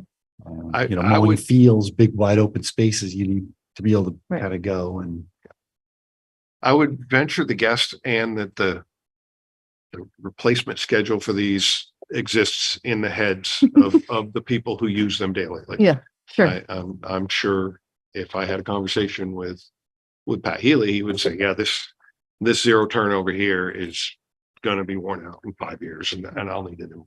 Yeah. Arnie's guys who are cutting grass for the rec center every day, same thing. They're going to have a decent idea. It may not be down to the. I mean, you asked about like how to prioritize that kind of replacement. I mean,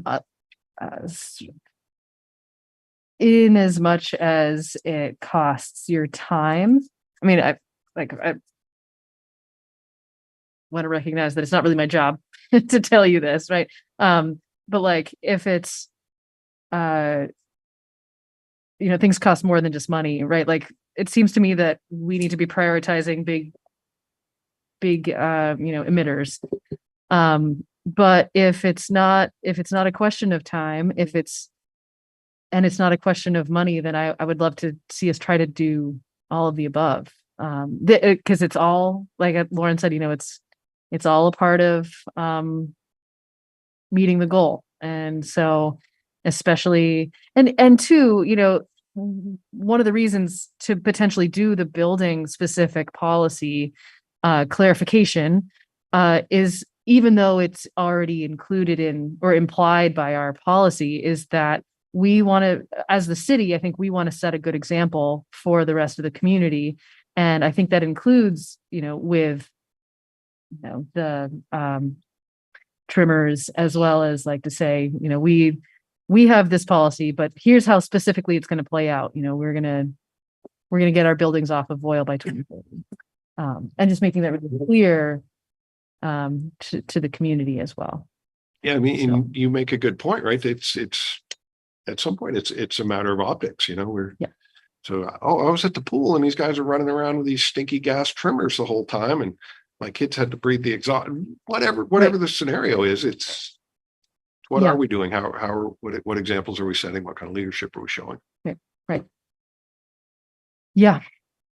Yeah, those are like little but symbolic things. So, cool. Thank you. As usual, I could talk about this for a long time, and I apologize. I just want to check in. Counselor Brown and Counselor Morton, anything you would like to weigh in on this? Okay, just wanted to check. Any other thoughts from council? Thank you so much. This has been really great. Really appreciate all your work. Thank you. Okay. So we're gonna go to item 8.5, which is discussing anticipated vacancies.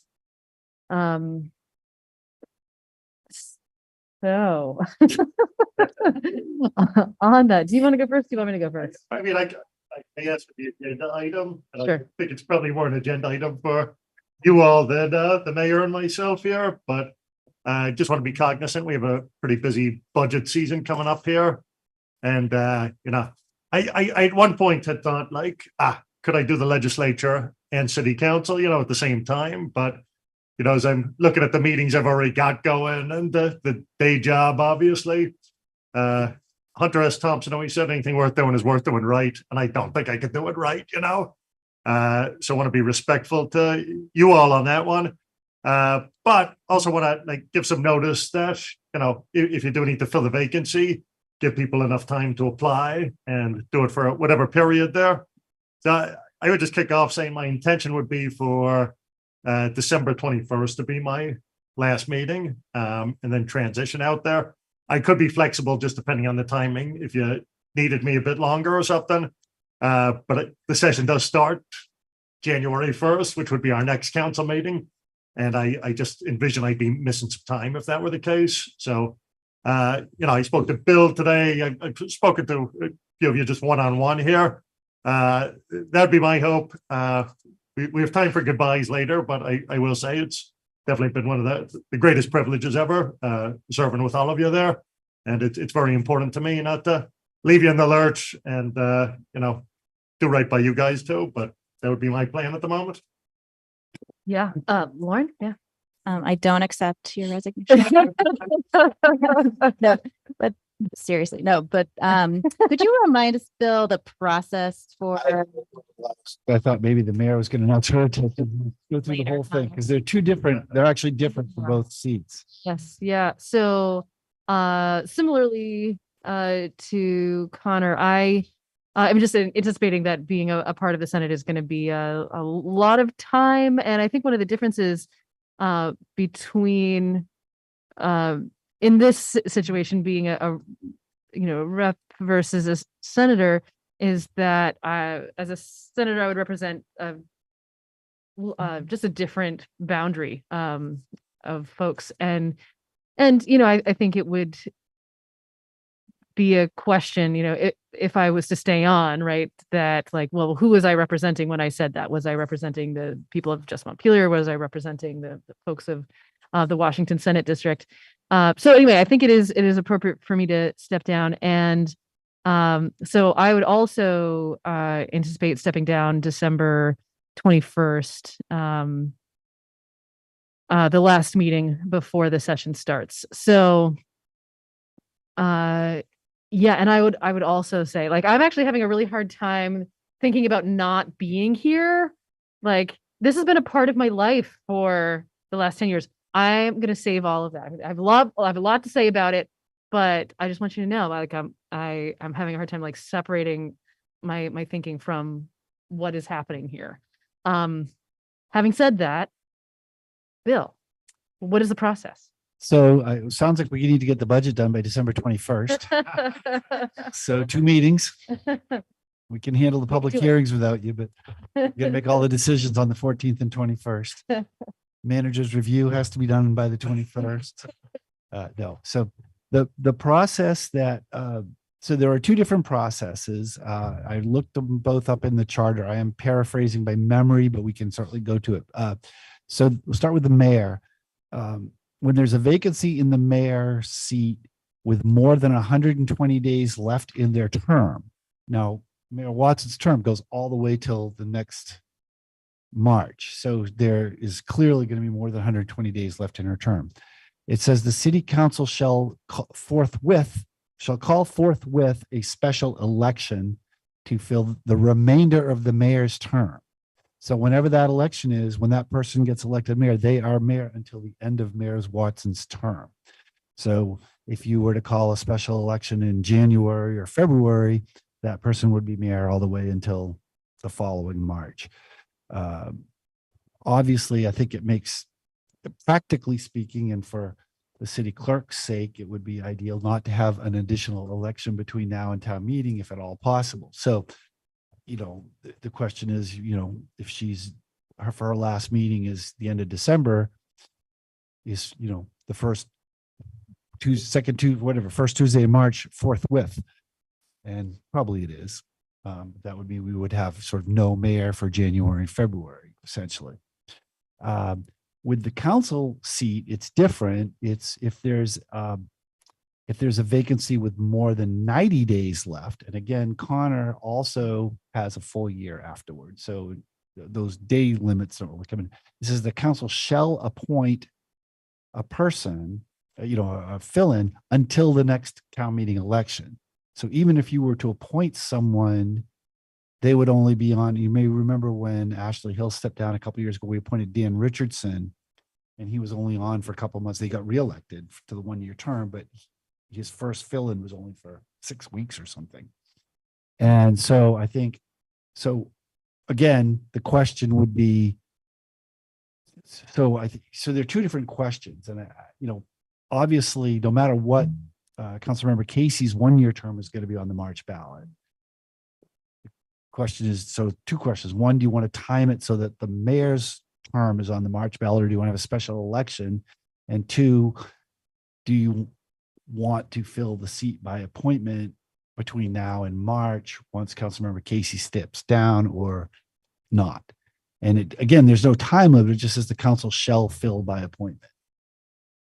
Doesn't say within so many days or whatever. And I certainly, if we had many months to go, by all means, you'd want to fill it. The question is, do you want to fill it just, and it would be a new person coming in right in sort of the budget process. So it's really your decision how you want to do that, but they are different. They're different animals and need to be handled sort of separate. Jack. Thanks. I have a couple of thoughts about this. One is that the office of vacancy in the office, for one thing, for neither of the actions that the city council takes come into play until there's a vacancy. So as long as the two of you are still on the council and serving as mayor, there's no vacancy yet. With regard to the vacancy in the office of mayor, it does say the city council shall forthwith direct the city clerk to call a special meeting. And the way I read that, it means that what has to happen forthwith is for us to tell the clerk to call the election. And forthwith relates to when we tell the clerk to do something, not when the special election has to be held. And I think it makes a ton of sense to have the special election for mayor be on town meeting day, both because it costs a lot of time and money to hold a special election. Two, we're likely to get a better turnout, for people coming to vote for that, which is, I think, is an important thing. With regard to the council vacancy, one of the questions is what process we would go through. And the last few times we've done it, we've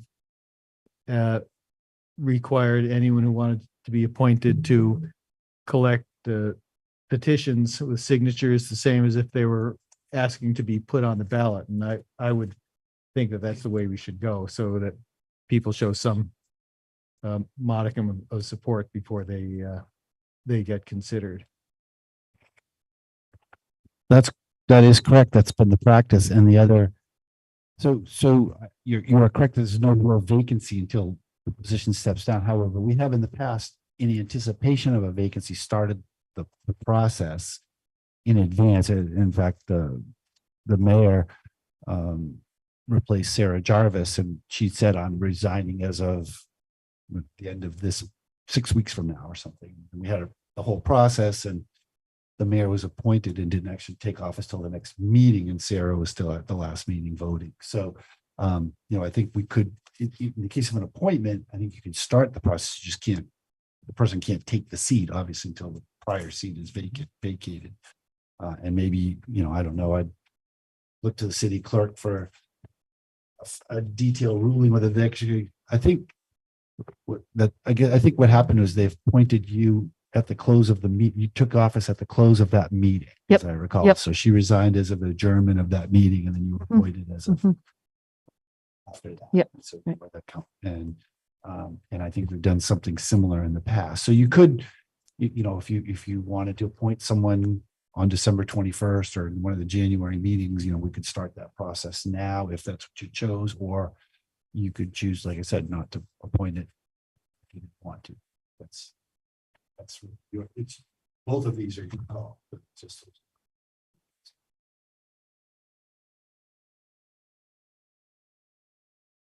But I think it is fair to the public to know what we're going to do and how we communicate, what time we allow for people to get involved. If there's going to be an appointment, what that process looks like, what the deadlines are. Lauren? Yeah, I mean, I think my inclination at this point would be, I think town meeting, and we can forthwith direct John to do that for the mayor's seat. I would be inclined to follow the recent practice of someone, asking for petition signatures, but lining it up to appoint someone. It's just being down two people is not giving people as, robust of representation as I think they deserve, even if it is that short window. So I think it's worth getting, another voice in here, especially, in budget season and lots of important decisions, just having, more community members participating in that seems good. So that would be my thought at this point. And would you want to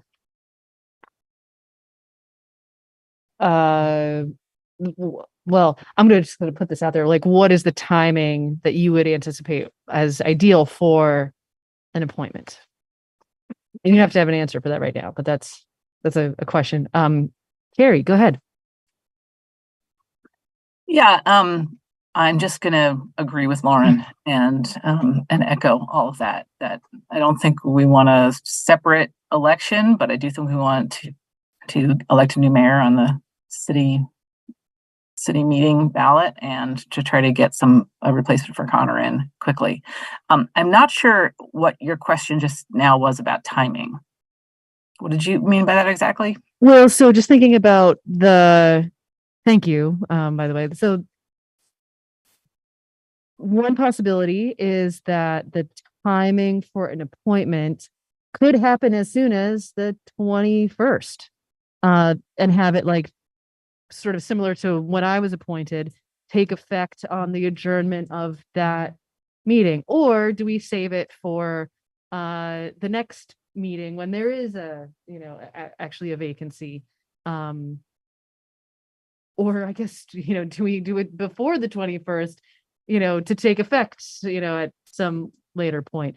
I guess those are really like the three options.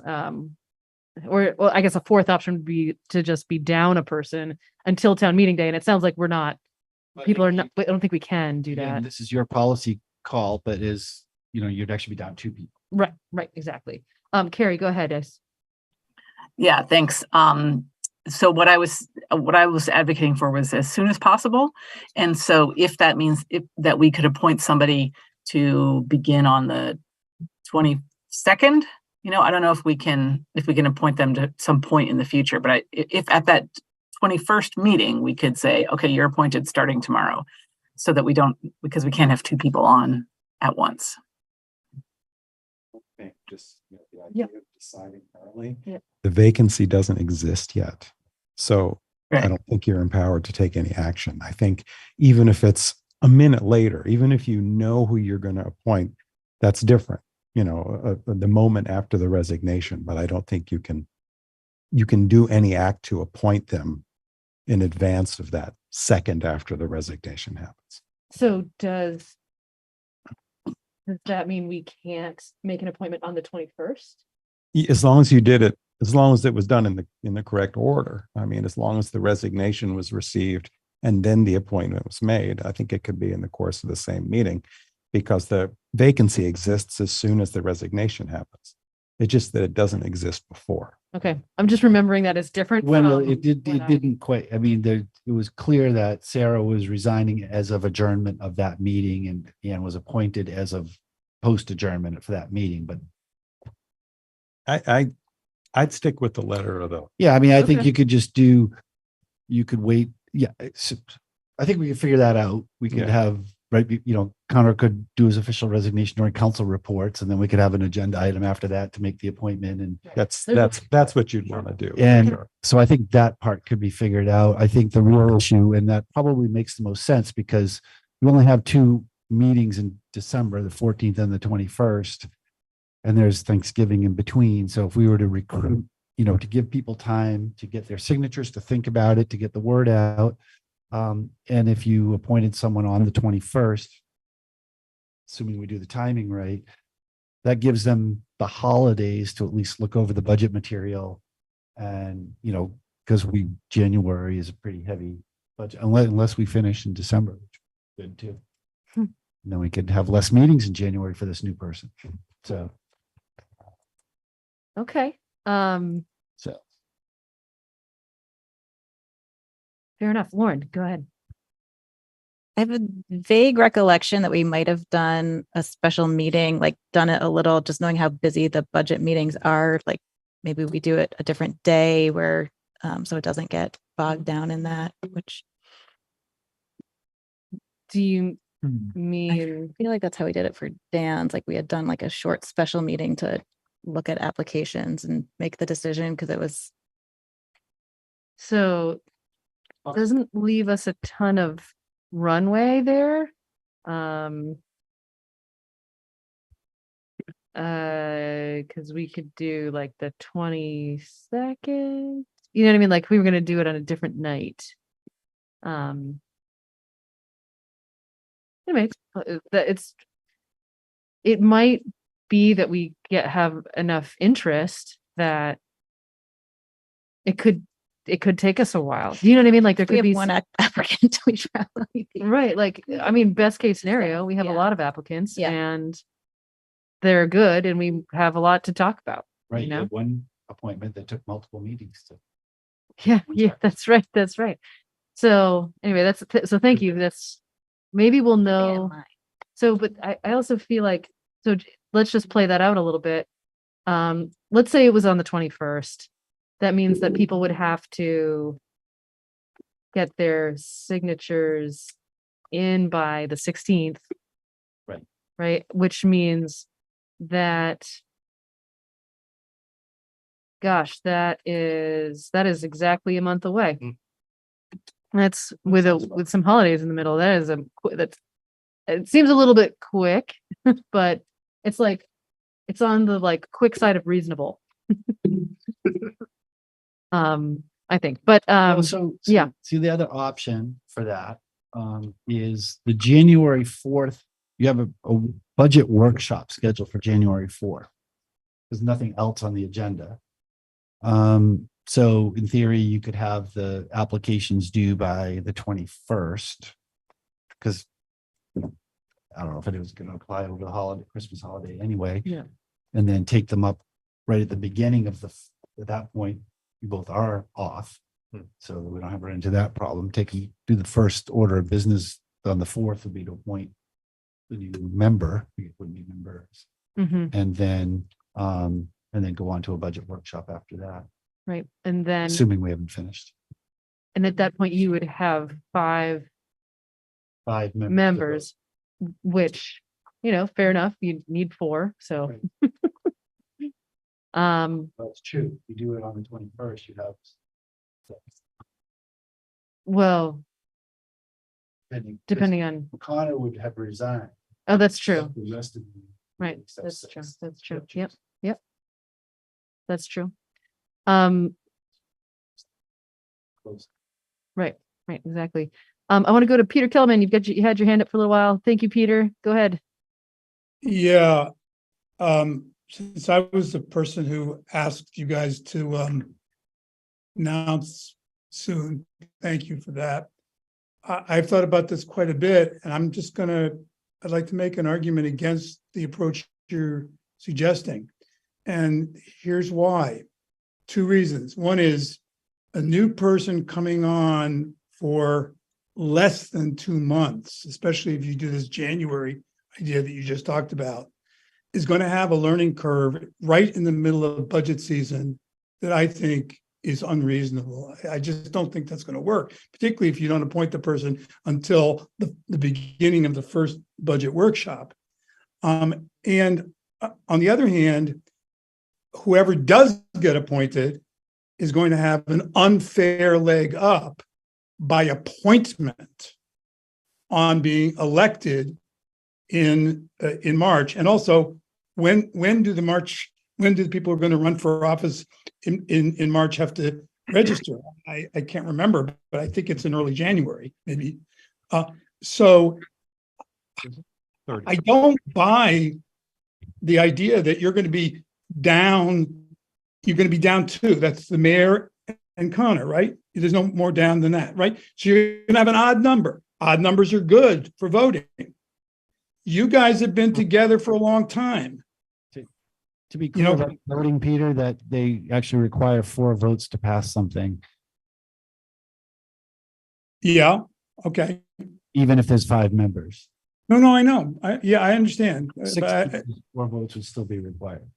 What's that? So if there were 6 members, 6 people, still 4 votes would be required. I know it does. That's what I'm saying. I don't think you're gaining anything by doing this, and you're going to open yourself up for anger that you've handpicked, basically, the person who is going to get elected because of their incumbency. And that, may I remind you, that happened before with Jack. There were some people in town who were really angry that Jack got appointed, and then that gave him a leg up, and he had incumbency.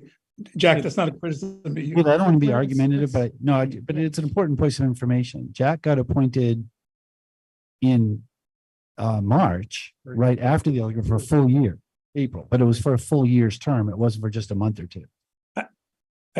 I know, I understand that, but I'm just saying. Wouldn't go short for a year.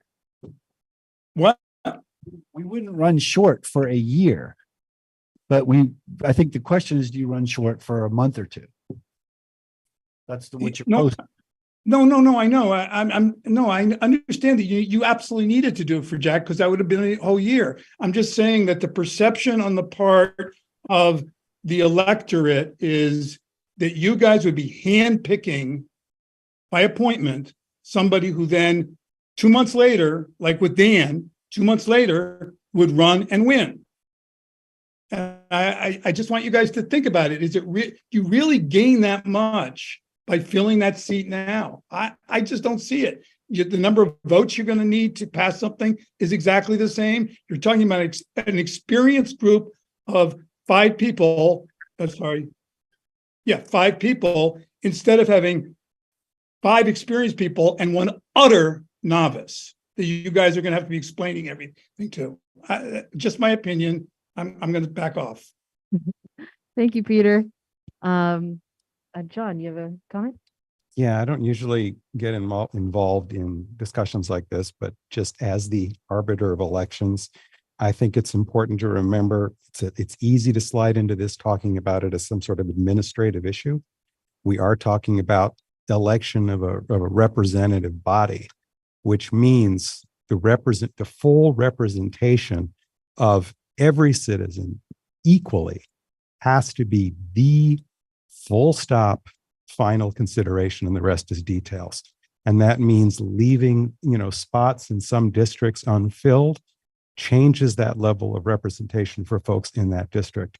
And from my perspective, I think that should be an absolute non-starter. So you would advocate that we do it immediately? As soon as possible, because that's why this body exists. That's why the whole system exists. And to to go against that just because of administrative convenience or a concern about perception of how it's done. Okay, I recognize all those things are important, but at the end of the day, what's really important is that everybody in town is equally represented in certainly the budget, which is probably the biggest thing you all do. Yeah. Okay. Okay, well, I think we should, okay, let me back up. What I'm hearing, is that, we should probably have a motion to direct the city clerk to hold an election for the mayor. Well, oh, right, sorry. Just kidding, not that one. In anticipation of a vacancy for Connor, we probably need a motion about posting or asking for applications or posting that And position. have them do December 16 for consideration on December 21st. You can always carry it forward if you don't, if you want to get more applications. I mean, you can do what you need to do, but that seems to be, that is a month. Okay. Even with a holiday. And yeah. Okay. The only other question, so I personally, I fully support the notion that you've got to get signatures. I'll just point out that I think the last time we did this when Councilmember Morton was because of the pandemic, we did not require signatures. And I could be wrong about that, but I got signatures. okay, good, excellent. I will be quiet. You should get signatures. Okay. Thank you. Okay. It would be useful if we made that motion Yep. today to give folks as much time as possible to prepare. The word out. And And it would be for District 2, not general. So yeah, that's another. is there a motion, Jack? I will make that motion. And just to be clear on what the motion is, the motion is that we intend to appoint a replacement, a temporary replacement on December 21st, that petitions with bearing the signatures equal to the number of signatures to put a council candidate on the ballot will be due by December 16th. For the District 2 For the council District seat. 2 vacancy and the anticipated vacancy, and the clerk, I don't know that the clerk needs to do anything between now and then, except to We accept do whatever. the manager's office usually does the publicity around it, and the clerk accepts the petitions and certifies the signatures. Yep. Just like any other signatures the clerk gets for him. Yep. Okay. Yes, Lauren, is In the motion, it's signatures and there's an application also, yes, or is it just getting signatures We and have done names that in the past, right? We had had them fill out the application form for like the general for like the committee? committees thing to get background. I think it's helpful. I think it's probably helpful. It's fine. Yeah. We can put that in motion too. Okay. I don't recall if I had to do that or not, but I don't know if it existed. but it's fine. Is there a second? Second. Okay. Any further discussion about this? Okay, all in favor, please say aye. Aye. And opposed. Okay, so the motion passes unanimously, so we do not need to do roll call. Thank you, everybody, for having this discussion and helping us get some clarity around it. I think that will be good to get the word out. We'll try not to change our minds. In the meantime. Yeah, right. Okay, so at You can resign from your newly elected positions and stay here. yeah, there you go. Another option. So I didn't check with you ahead of time to see if we think that there's going to be any votes coming out of these executive sessions. But just in case, maybe we should do council reports now. Right. And I mean, it is 8:39. Do we, I feel like we should do our council reports then take a break and then go into executive session. Does that sound reasonable? Okay. Donna is not here. Okay. Carrie, go ahead. I do not have anything for a report tonight. Thank you. Thank you. I'll Connor. pass as well. Okay. Jennifer. I'll pass. Great. Thank you. Jack. I'm also passing tonight. Lauren. Pass. All right. Well, I guess, so this is the first meeting that I have had since the November 8th election. And so I just want to thank everybody, first of all, who voted. Thank you to everyone who supported me. And I am really looking forward to representing the Washington district in the Senate. It's going to be great. And yeah, and also it's going to be really hard to leave this group. But more on that later. John. I really feel like there was something I needed to report to you guys, but I don't remember what it was. So I guess I passed too. Okay, Bill. I just have a couple of things. One is somewhat substantive. As we go forward in the next meeting, we'll be presenting the budget at the next meeting. We did have our budget congress today with staff. Shockingly, it was done by noon. Was scheduled all day for today and all day for tomorrow. So I think, it's go big or go home, I guess, was kind of it. So we'll be putting the fine tuning on that, but we will be suggesting, and I want to be clear about this so everyone has time to think about it. I think it won't actually affect this budget, but I will be recommending that we consider putting on the ballot a charter change to implement the local sales tax. We would be getting the revenue from sales of cannabis, which is a new, probably high sale. And also a couple of years ago, they changed. So Amazon revenues are now available. So I've got to fine tune these numbers. So we won't take it to the bank, but what was, I think, $800,000 or $900,000 in potential revenue is now closer to $1.5 million a year for us. So I want to vet that and make sure I'm not exaggerating, but it's real money. And it certainly seems like, given budget and inflation, pressures on our budget, to be able to bring another revenue stream in is worth a policy discussion and perhaps a vote. That's going to be your choice, but I want to give everyone clear that it's going to be part of the budget recommendation that we do that.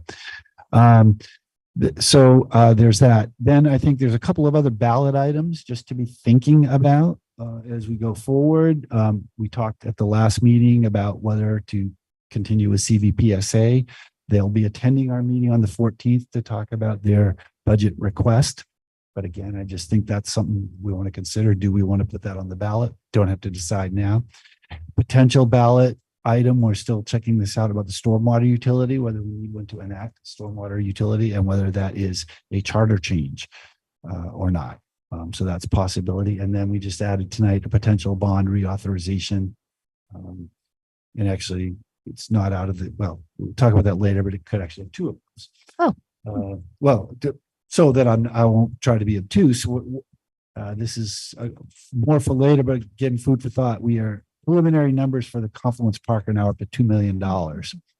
And, I think originally we thought this was going to be a $500,000 project, grew to 1.1 or $1.2 million. The city at last year's vote put we approved a bond for 1.8 million, including 600,000 for the Confluence Park. Now it's not as specifically worded as the pellet stove was. So it's a little vaguer. So it could be we just do the other items and never issue that bond, and we have that extra bonding capacity, or potentially go to the voters and ask to reallocate that to, say, Country Club Road or some other place that would use the funding. I don't think would really be appropriate for paving or something like that, but considering that we may be, it's possible we won't be putting as much into the capital plan as we had hoped. Spoiler alert. It's possible that finding another place to do some capital project. So something to think about. And then, obviously the question, just if we need a wording change from pellet stove to other net zero type activities. So those are some possible ballot items to keep your minds thinking of as we go into the next meetings. And just to be also clear, we have a budget workshop scheduled for January 4. But the 14th and 21st are supposed to be working budget meetings, so you two don't get out of them. So the 4th is there if we still need another workshop. And then, of course, the next, there's 2 meetings that are the actual required public hearings. And then we have a potential workshop in between. So all kidding aside, if we finish by the 21st, the new person will just have to go through the public hearings and not necessarily the decision process. So bring your pillows. We'll stay late those 2 nights. Get them done. And then just the last notice, speaking of budget, the mayor just sent out her budget survey to you all, and we issued our informal survey that we've done the last couple of years out to the public to see. I think we've already got a couple hundred responses back. We haven't looked, we don't know what they are, but they're back. And again, those are just to give us a sense of what people think. They're not binding, obviously, but it's just some public feedback as to what's on people's minds. So that's all I have. Other than, yeah, I do have one other. Well, you're gonna take a break, right? Before you go, there's a correction on which statutory site we're going into executive session. Oh, When we get to that, I will. Okay, we'll talk about it then. Okay, so with that, we are going to take a 10-minute break. So we'll be back here at 8:56 to, I anticipate going to executive session. So we'll see you then. Great.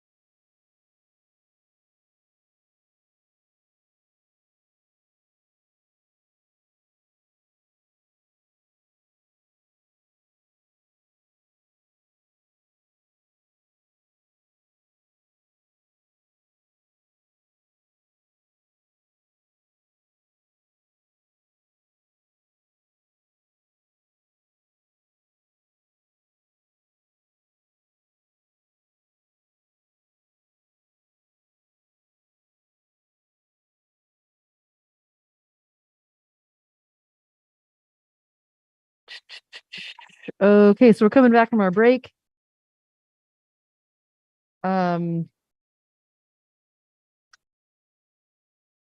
Just as a matter